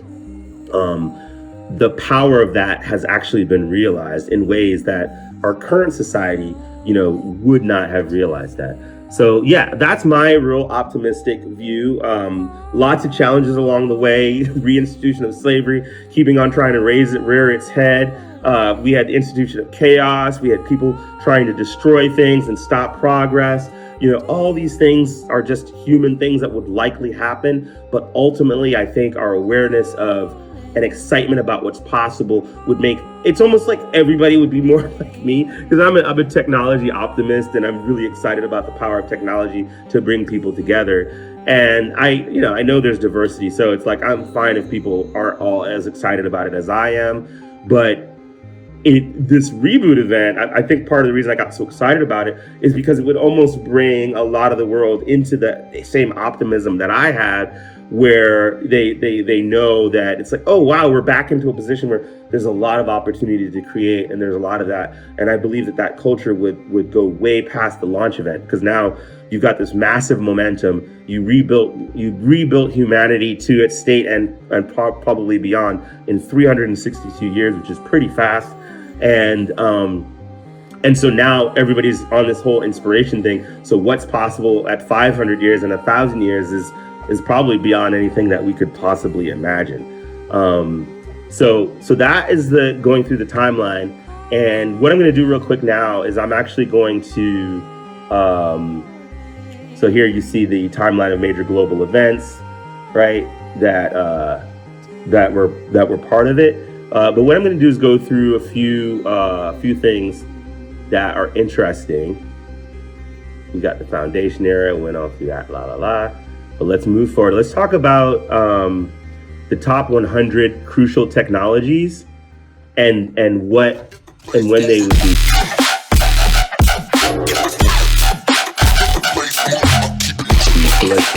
know I've got that here on the list.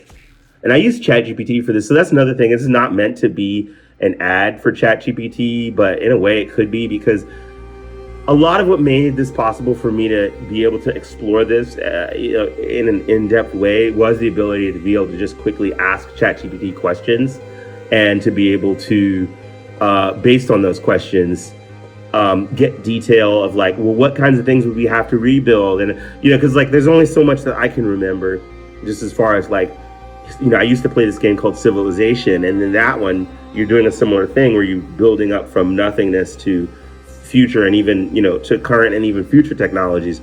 And along the way, there's a hierarchy of technologies that you have to build if you want certain advancements. Now, I don't remember that list like as a memorization, because I haven't played Civilization in decades, honestly. But it's a cool game because it really lets you know, like, oh, you have to have this before you can have that, and you have to have clay before you can have pots, and you have to have just all the different things that to get to a certain level. And then so with making this video, being able to talk to ChatGPT and be able to like fill in the gaps of my knowledge made this a lot more fun to do, because I think otherwise this would have been quite tedious to go through. So here is my list of the top 100 critical technologies in the Reboot Timeline that it would take them. I'm going to go through these pretty quickly. I don't want to spend a lot of time on them, but again, I would love for you to be able to critique my list. If there are things in the list that you don't agree with, just go ahead and put it in the comments. You say, well, wait a minute, why is that technology important? And after I list these top 100, I'm also going to list 53 technologies that got leapfrogged, because that's the other key thing as to why I think this is all possible within 362 years, is because we would be able to leapfrog technologies that don't need to be developed, which, because we know the end state, you can just jump over certain things like cars, like not cars, but combustion engine based cars. Leapfrog that completely. If you have electricity and you can do electric cars and you can do batteries, you could just go straight to electric cars, right? So that's one. So I'm going to list them right now. Let's go through the top 100 critical technologies in the Reboot Timeline. So within the Foundation Era, we've got stone tools, which is axes, knives, hammers. Fire mastery, right? That would happen quickly so people can cook and for heat. Mud, brick, and thatch shelters. That's really important, and those are quick. You can put those together pretty fast. Basic rope from plant fibers. That's all that would be within the first year, but what year 2 really just means it's like pretty widespread, right? So there's a difference between, there's a village or two or a community or two that can do rope fibers to everybody knows how to do them, and everybody's using rope because they can all build rope from scratch, right? So that's like year 2. Clay pottery for storage and cooking. Bows and arrows. Animal domestication would start pretty quickly and be pretty up and running by year 4 globally. Simple irrigation systems, really crucial for agriculture. Wooden carts and sledges for moving stuff around. Crude writing materials. Like I said, they would start in year 0 because the internet starts in year 0. But it's the year 9 is like where writing materials are pretty all over the world, and you have them almost readily available because everybody knows how to get access to them and save them and use them or whatever like that. It takes time see, that's the thing, is like, I'd be interested if how your predictions are in the comments, because when I asked my family and friends about this, everybody had wildly different amounts of time that they think people could do things.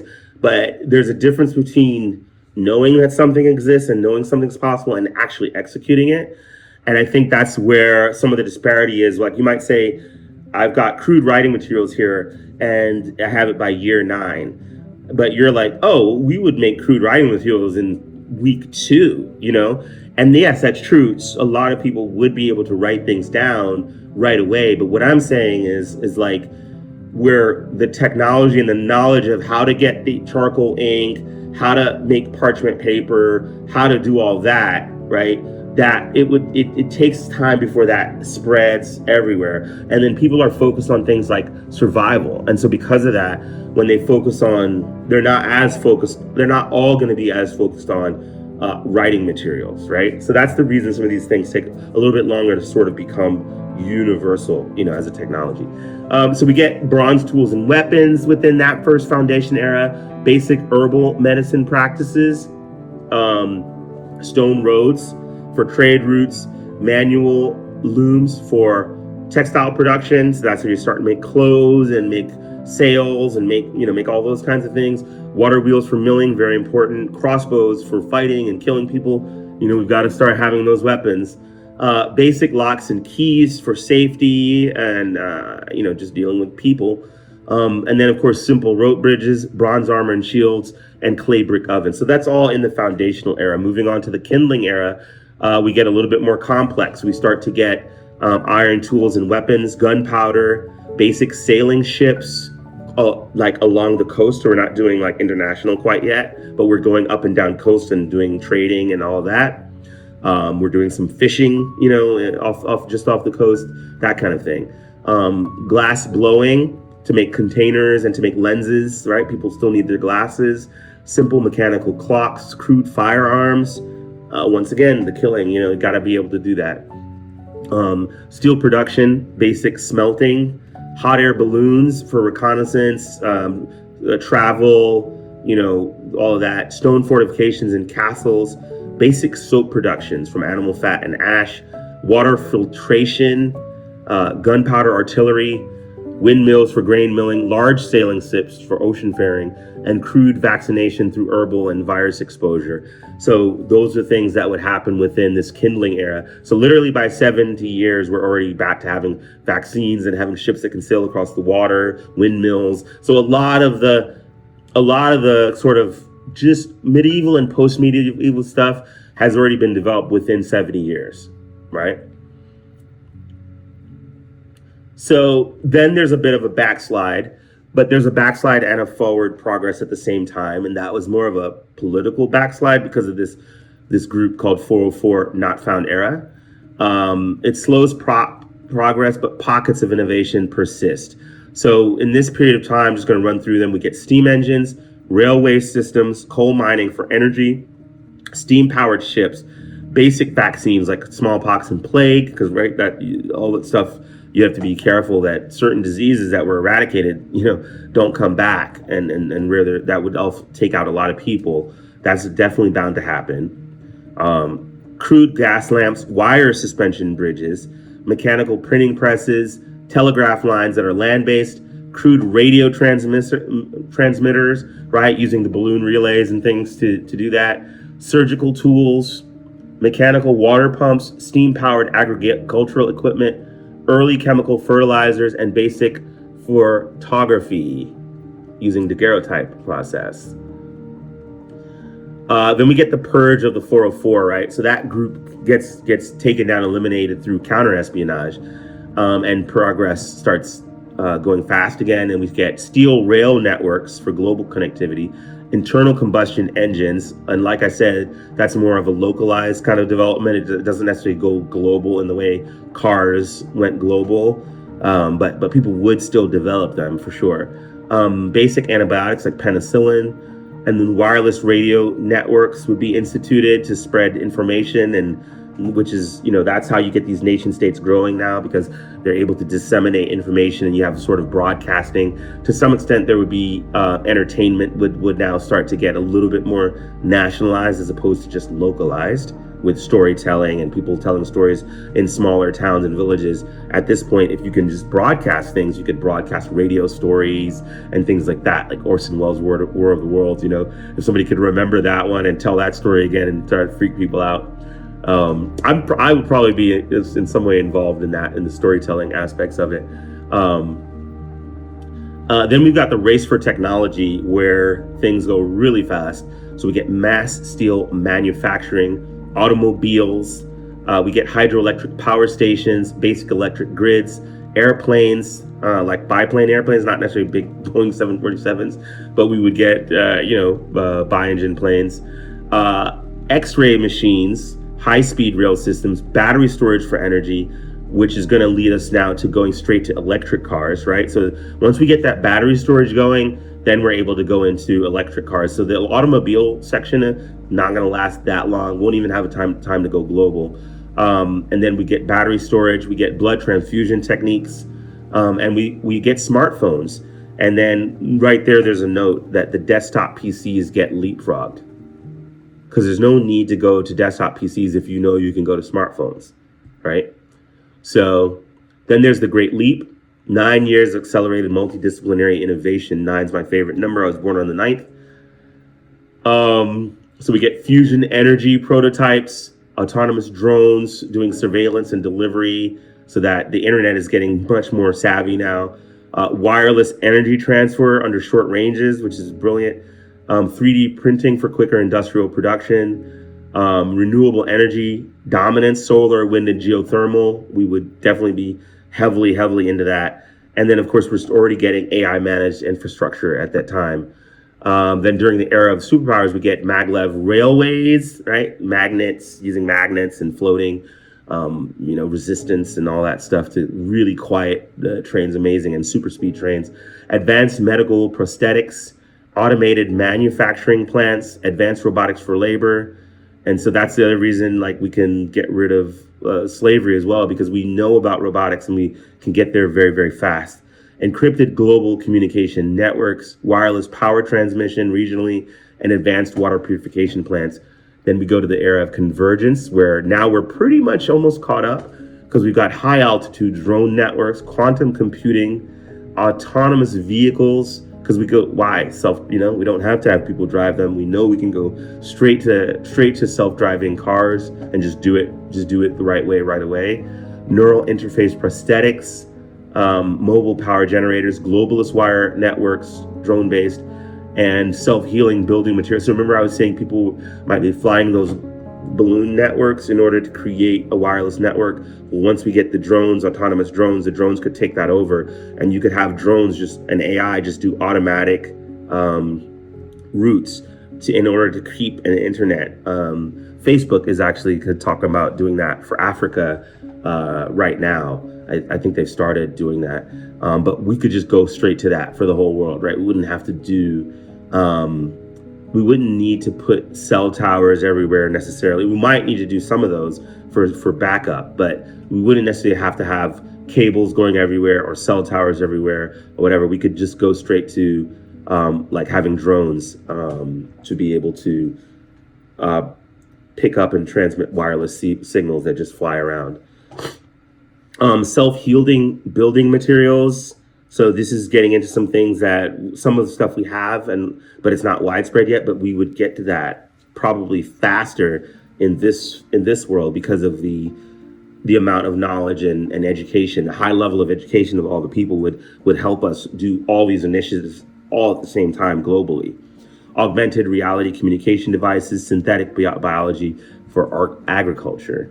And then during the rocket era, we get the reusable rockets, which are launch ready, global AI governance assistance, so ChatGPT, autonomous orbital construction drones, global wireless powerless grids, fusion powered mega cities, advanced space propulsion, intercontinental hyperloop systems, bioengineered crops for extreme climates, global drone delivery networks, interstellar probe, which is the launch event. So the launch event in 362, we send out the probe that goes, it's completely robotic.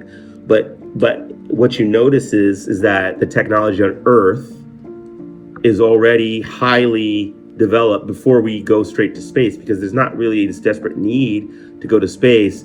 I think people would be much more internally focused first, because we had such an event. So they want to make sure things are going really well here. So we would get to a high level of technology, right, before we would immediately go to having this launch event. So that's another thing I think would shift based on the reboot necessarily.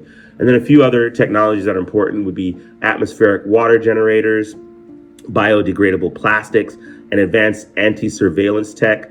That has to do with a group called Glitch, which I believe would become its own sort of like WikiLeaks, but then more advanced. So they're like a group of hackers who are wary of there being this global overwatch. So they kind of have nominated themselves as an unofficial counter surveillance to the powers that be to keep them in check. So glitch, and they will operate outside the law. If they think something's wrong, they're going to dox people, they're going to expose people, they're going to immediately make global if you're doing something wrong. And that is kind of like, it's accepted by the government. They don't really try to crush glitch, even though they're doing things that might be considered legal. In a way, they kind of like having glitch there because it makes them stronger, because they know that if anything does go wrong, they might not be able to manage it themselves, but glitch will be able to sort of keep out the corruption. So they tolerate glitch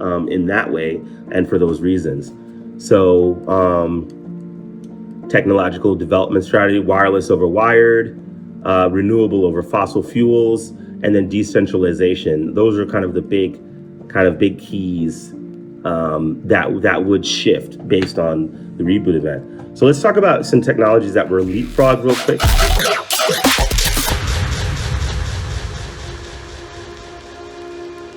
And we can just talk about in the comments to any of the technologies that I list here and mention that they got leapfrogged.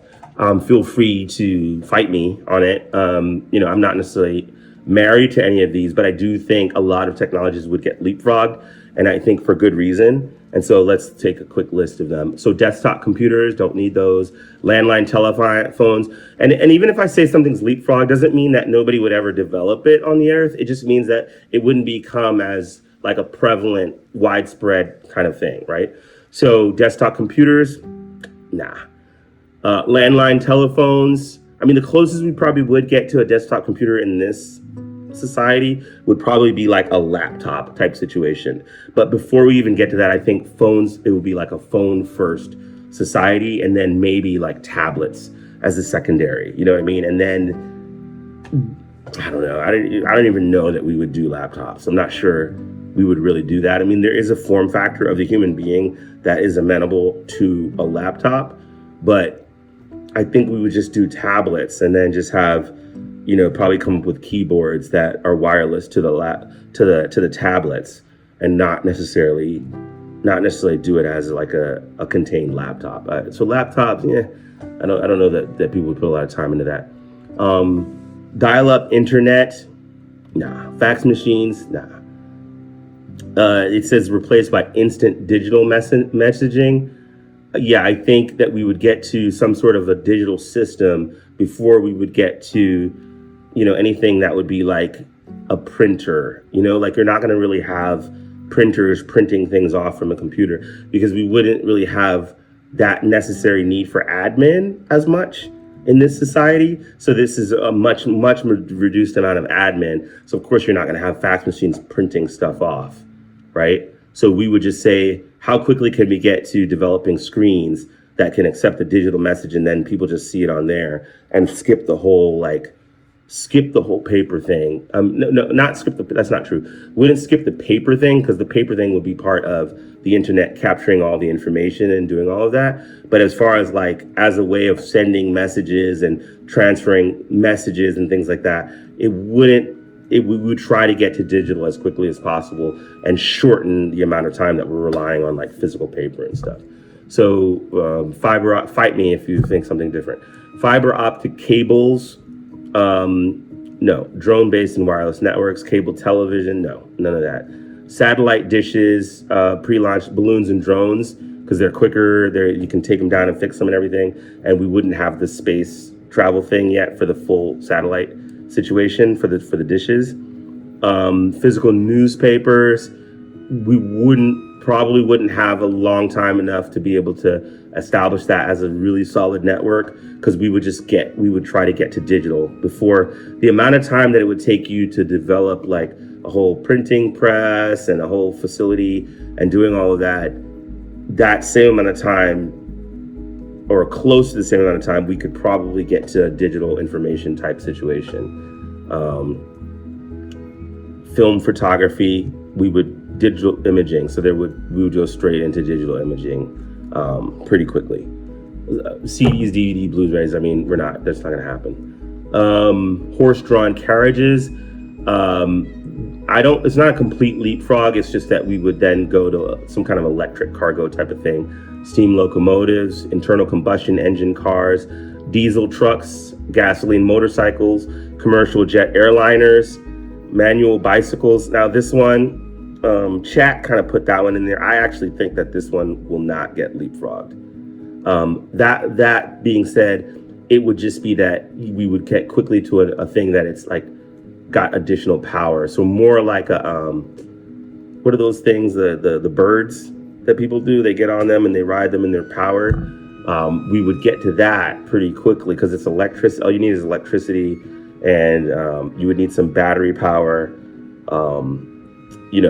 But yeah, oil tankers and cargo ships, hydrogen and solar powered ships, traffic lights, AI managed traffic system. So we would probably not get to this high level of traffic situation because we would try to come up with situations where we can communicate remotely, and there would be some travel, but it wouldn't be like a daily report to the office type of travel, because a lot of that office work I think would get reevaluated right before. It wouldn't be like I said, there's not as many of these like corporate entities as it would be in this time. So then there wouldn't be as much of a need for like reporting to an office. And I think that the socioeconomic structures that are established would reevaluate the money system, reevaluate the working system, reevaluate the idea of 9-to-5 work. Like all that stuff would get completely reevaluated.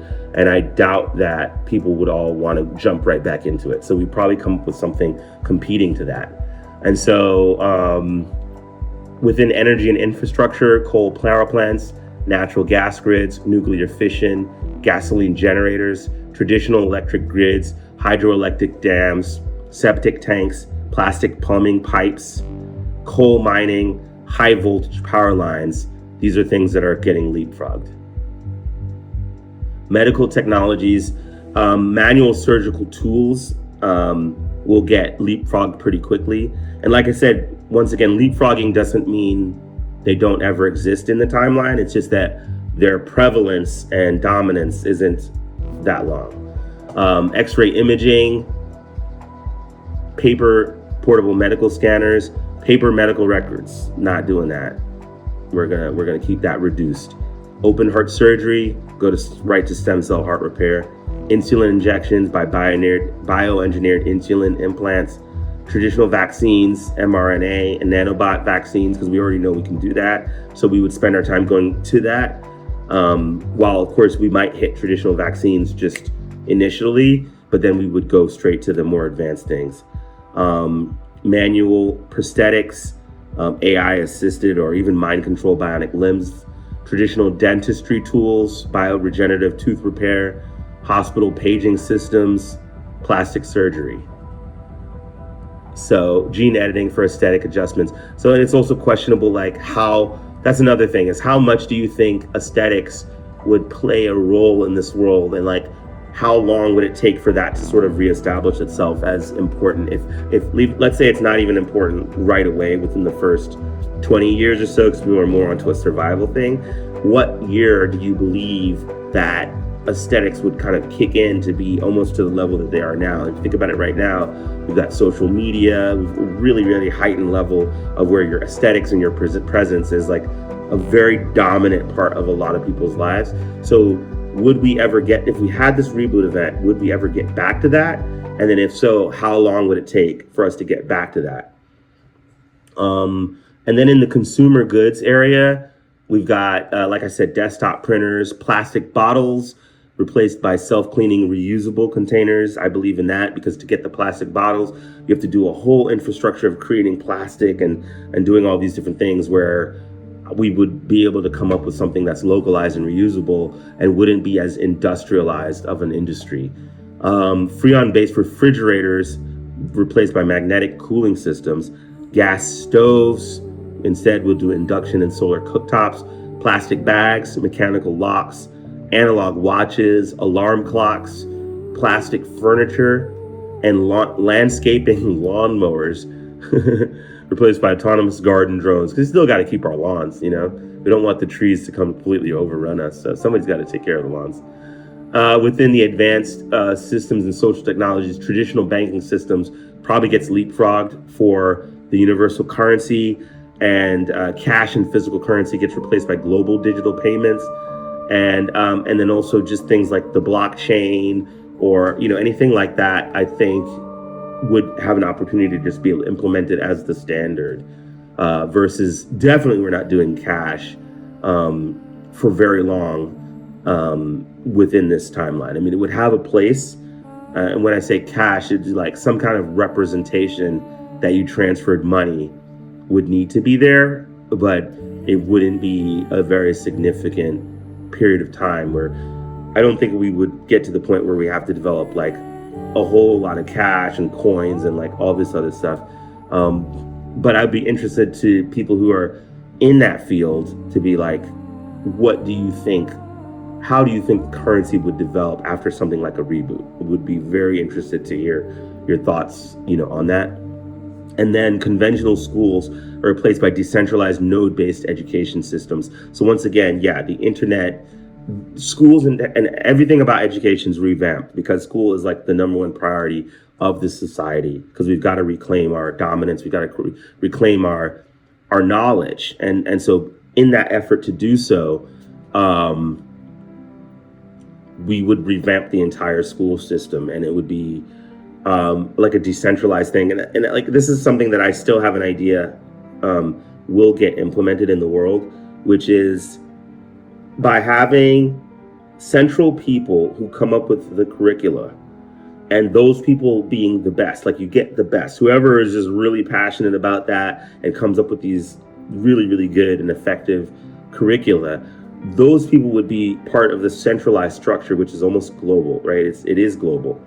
And then by using the technology and the emissaries to find out like how people are responding to that, and then how it needs to be adjusted to local situations and everything, that's data that can come into the center and be analyzed by the best. It should not be just kept fully decentralized where, the people on the local are the only ones who have that information, and there's nobody in the center to sort of help them or support them. So I think of it as like a decentralized, centralized system where the curricula are developed centrally, and then they're adjusted locally to the specific needs of any particular region.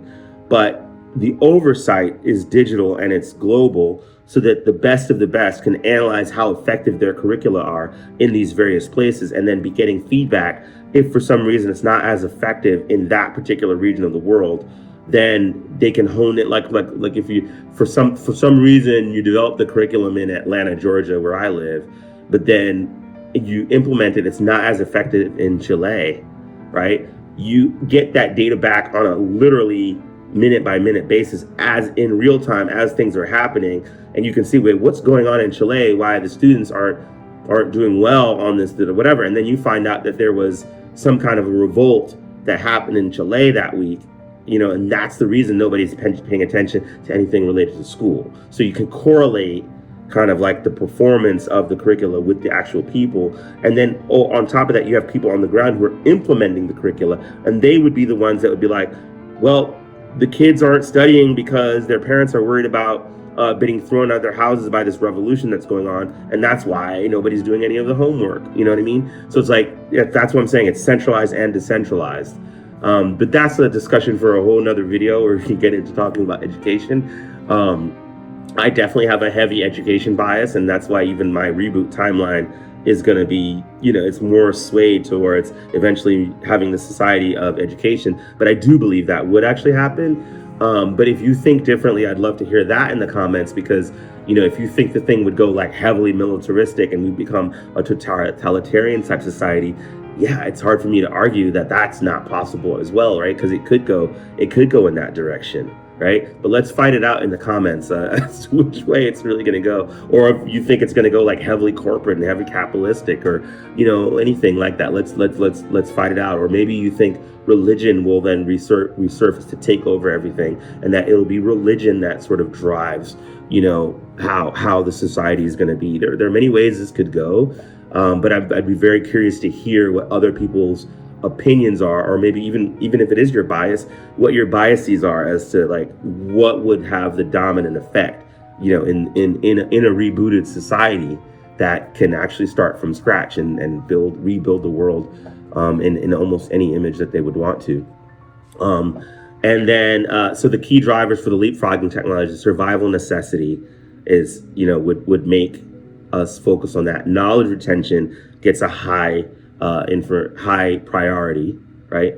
Obviously, resource constraints, factional influence. So, depending on the factions, certain technologies might get leapfrogged just because the factions don't want to deal with it. Like the naturals, for example, are probably not going to do anything that seems to be polluting the environment. So renewable energy, they would just go straight for that, and they would never do anything related to combustion technology or fossil fuels or anything like that. That's the factional influence part of it. And like we said, environmental focus, which I believe that environmental focus will take a big priority in that kind of event, because if there is any religion that comes out of it, even if people are religious or not religious, I think they would all believe that the reboot is almost a kind of a thing, a back to nature. It's basically saying, the universe saying we should go back to nature because it actually put us back to nature, right?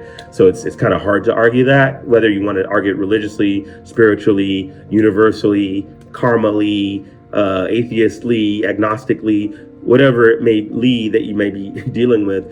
It's still, the reboot put us back to nature. So a lot of people would probably be heavily influenced by keeping things natural. So the natural is definitely going to have heavy influence in that.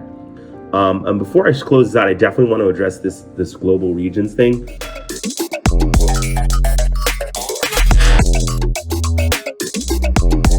So between me and ChatGPT, we identified 12 global regions that have distinct strategic advantages in this reboot timeline.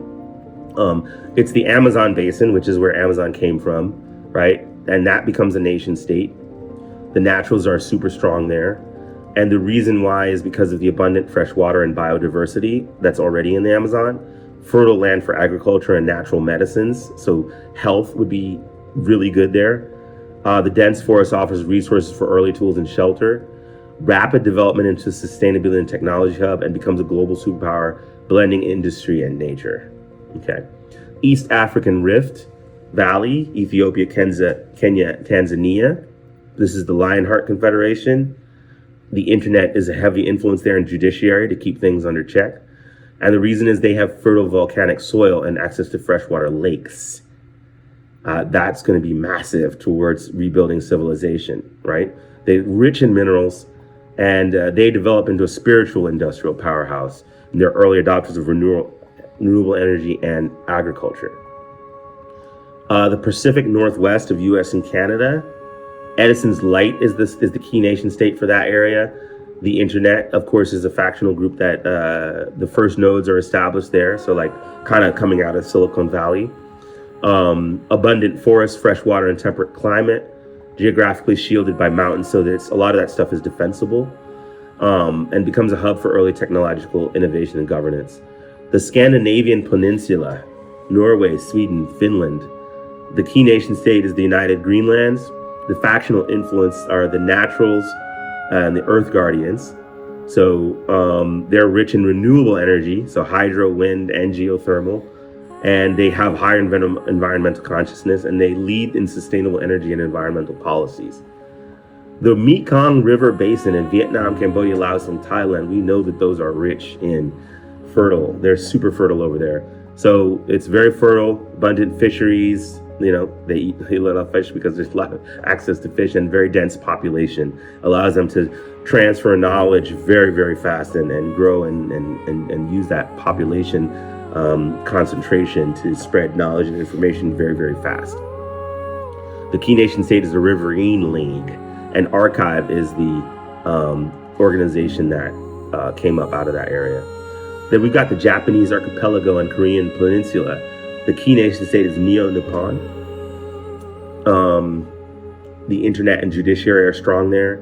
And they have a very high pre-reboot technological knowledge. So once again, we both know like Japan and Korea, they're already heavily into the latest advances in technology. So once the reboot happens, a lot of people who have that knowledge are right there in that really close area to each other and able to spread a lot of knowledge.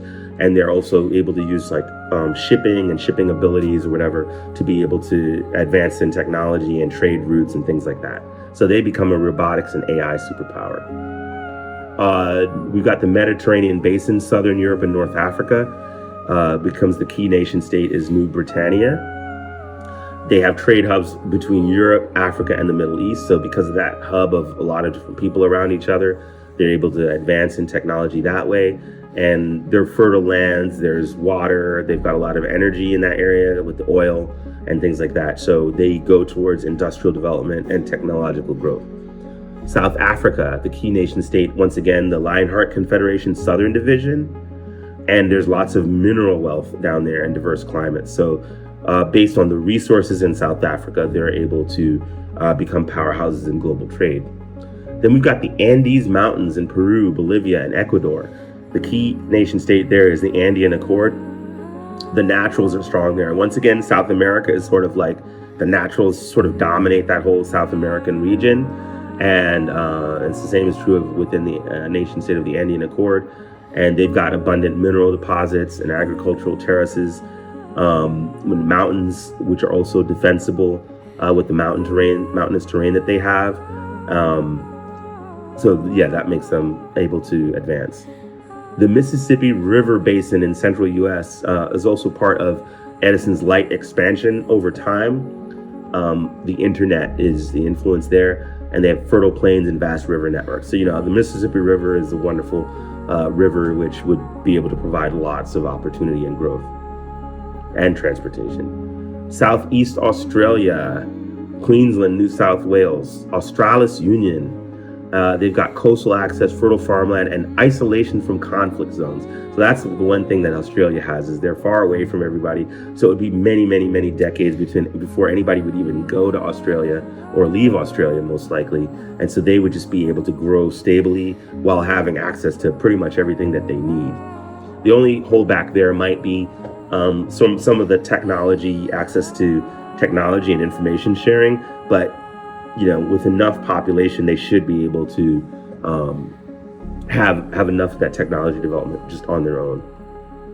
Then the 12th one is, and you can see a hint on the screen, regions that go dark.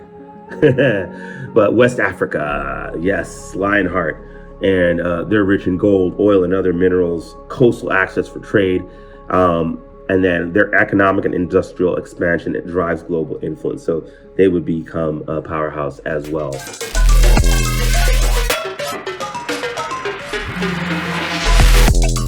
Now, there are 6 regions I identified together with ChatGPT that would go dark, or that might go dark.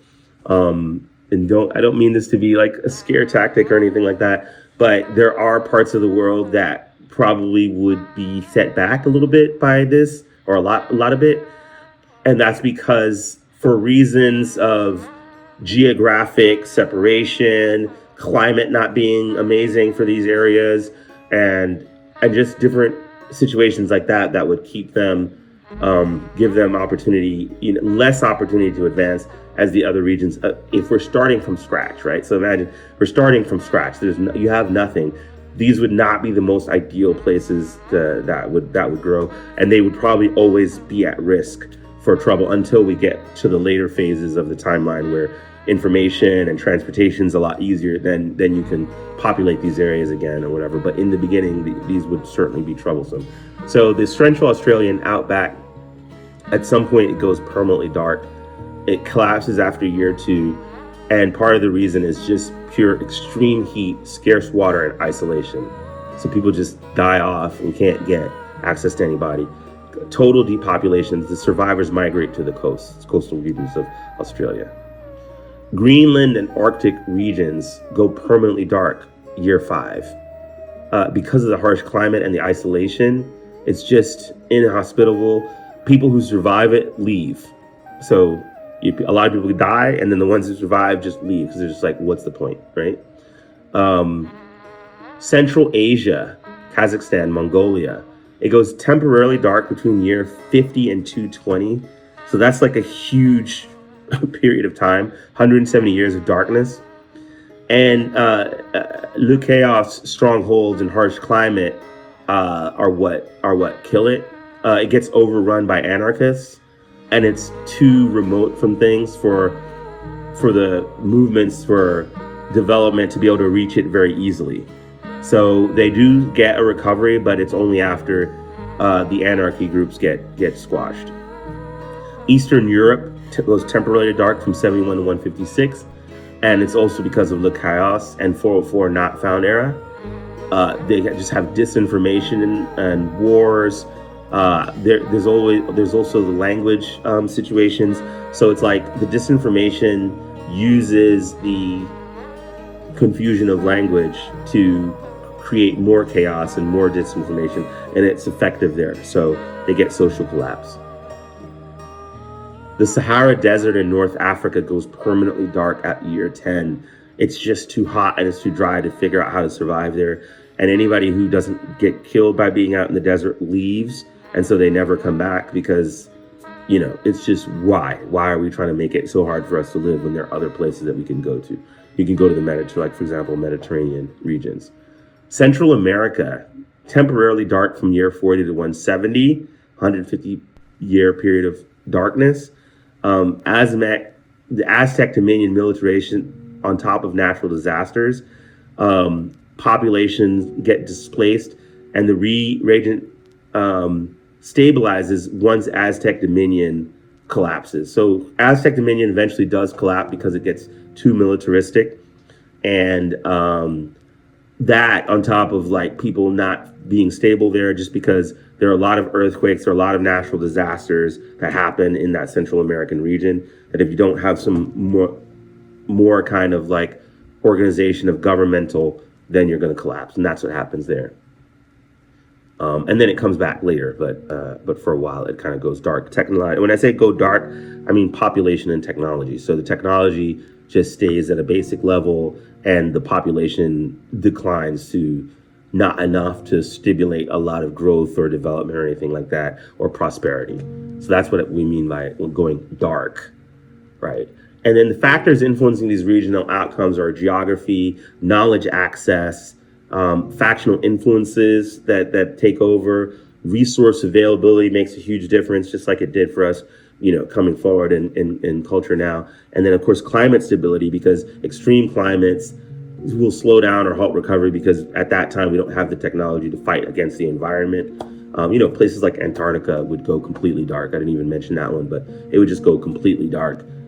Places like the North Pole would not necessarily go dark, because if you think about like Inuit tradition and indigenous people who live there's enough wildlife to live off of. And so they would probably just go on living successfully, because they already live in a way that's very close to nature and doesn't rely heavily on the latest technology. So those are kind of some of those cultures at the North Pole and things would literally just be able to continue almost unfazed by the reboot. But yeah, anyway, guys, this has been what I wanted to talk about. And I'm really glad you stuck in here with me. I knew this was going to be a long video, but I'm really excited about it. I was really excited to research some of the technologies that would be crucial towards rebuilding society.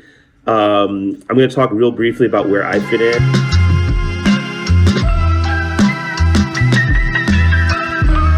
And I would love to be either the founder or one of the early pushers of the internet. I just think it's a cool idea if we did have a reboot event and all our technology was gone, I just think it would be a cool idea to figure out how to share knowledge with people. I think I already am that way a little bit. If you think about it, I'm making YouTube videos. I try to share knowledge as much as I can. I've been a trainer. I've just always been somebody who shares the knowledge that I have with others and tries to make other people successful, which also helps me in turn be successful, because then I have a community of people who look out for me. And it's just really my natural state. And I think if this were to happen, where all the technology went away and all of the man-made things went away, and we just started naked from scratch in the middle of nature here on this beautiful planet that is Earth, I would certainly want to be part of the group that helps share the knowledge to rebuild it again. I wouldn't be somebody who goes super superstitious about why the reboot happened or anything like that. I'd probably be optimistic and say, hey, this is a great opportunity for us to reset things. Let's rebuild the world in an image which is more positive. But I would be about rebuilding. I wouldn't be like, oh, that means we shouldn't have any technology. I would think it just means let's build it in a more sustainable way. Let's one of the technologies I would like to leapfrog would be like high fructose corn syrup, right? Like, let's just skip that one. Processed sugars and things like that. And, we have an opportunity to like kind of deindustrialize the food industry would be great. And, let's take some influence from the naturals and look at how we can live in a more sustainable way and a more healthy way. And I think things like a lot of the ailments that we suffer in our current society would probably go away during this reboot, and people would live longer. Things like cancer, things like diabetes. These are things that probably the rates of these would go down severely. Like if I were to do a chart now, like let's say we did a chart of diabetes and cancer and all these things prior to the reboot, and then let's just keep that number going in the reboot timeline and see what the numbers look like. I bet the numbers would dip significantly. And I think the lifespans would probably, increase. In the beginning, they probably decrease a bit as randomly people just die. But then once things stabilize after a few years, then the life would go really, really longer because people would be drinking fresh water. The city's pollution would clean up. The environment would be clean, and those kinds of things. But yeah, that's where I fit in. I would definitely be somebody who would be involved with the internet and spreading these nodes and spreading these knowledge, and also like telling stories, like I would really love to be able to go village to village, for example, and tell the stories that I can remember about maybe movies that I'd watched. So we don't have the ability to watch movies now, but if you sit with me for 2 hours, I can talk to you and just talk you through the story of The Matrix 1, 2, and 3, or other movies that I love. I would just really be able to go through them, like an Ex Machina or something like that. I'm like, oh, just tell the story of that and the advanced technology that's involved and how that becomes an interpersonal drama. I would be a storyteller. I would travel, be a storyteller, and then be a knowledge sharer and collect the knowledge, and then help to train acolytes who could also collect the knowledge, and we just create this whole system of getting knowledge out to the people. But where do you fit in? Would you be one of the naturals? Would you be an anarchist, Sons of Anarchy? Would you want to just tear down the system and keep everything, from developing so that it's at a smaller scale and sort of everybody governs themselves type of scale? Or would you join the internet with me and we figure out how to share knowledge and learn a whole bunch of languages and bridge the gap between languages that are disparate and things like that? Where do you fit in? Put it in the comments. I'm glad you hung out with me. And if you like this type of content and this kind of conversation, smash the like. You really got to smash it though. Let's smash the subscribe button so that you get the notifications as I drop these videos, as I definitely plan to continue to make wonderful videos that share information and explore some very exciting, the very exciting ideas of life that make us think. So this has been a thought exercise that I'm happy to have you participate in, and I look forward to all of your comments. See you in the next videos.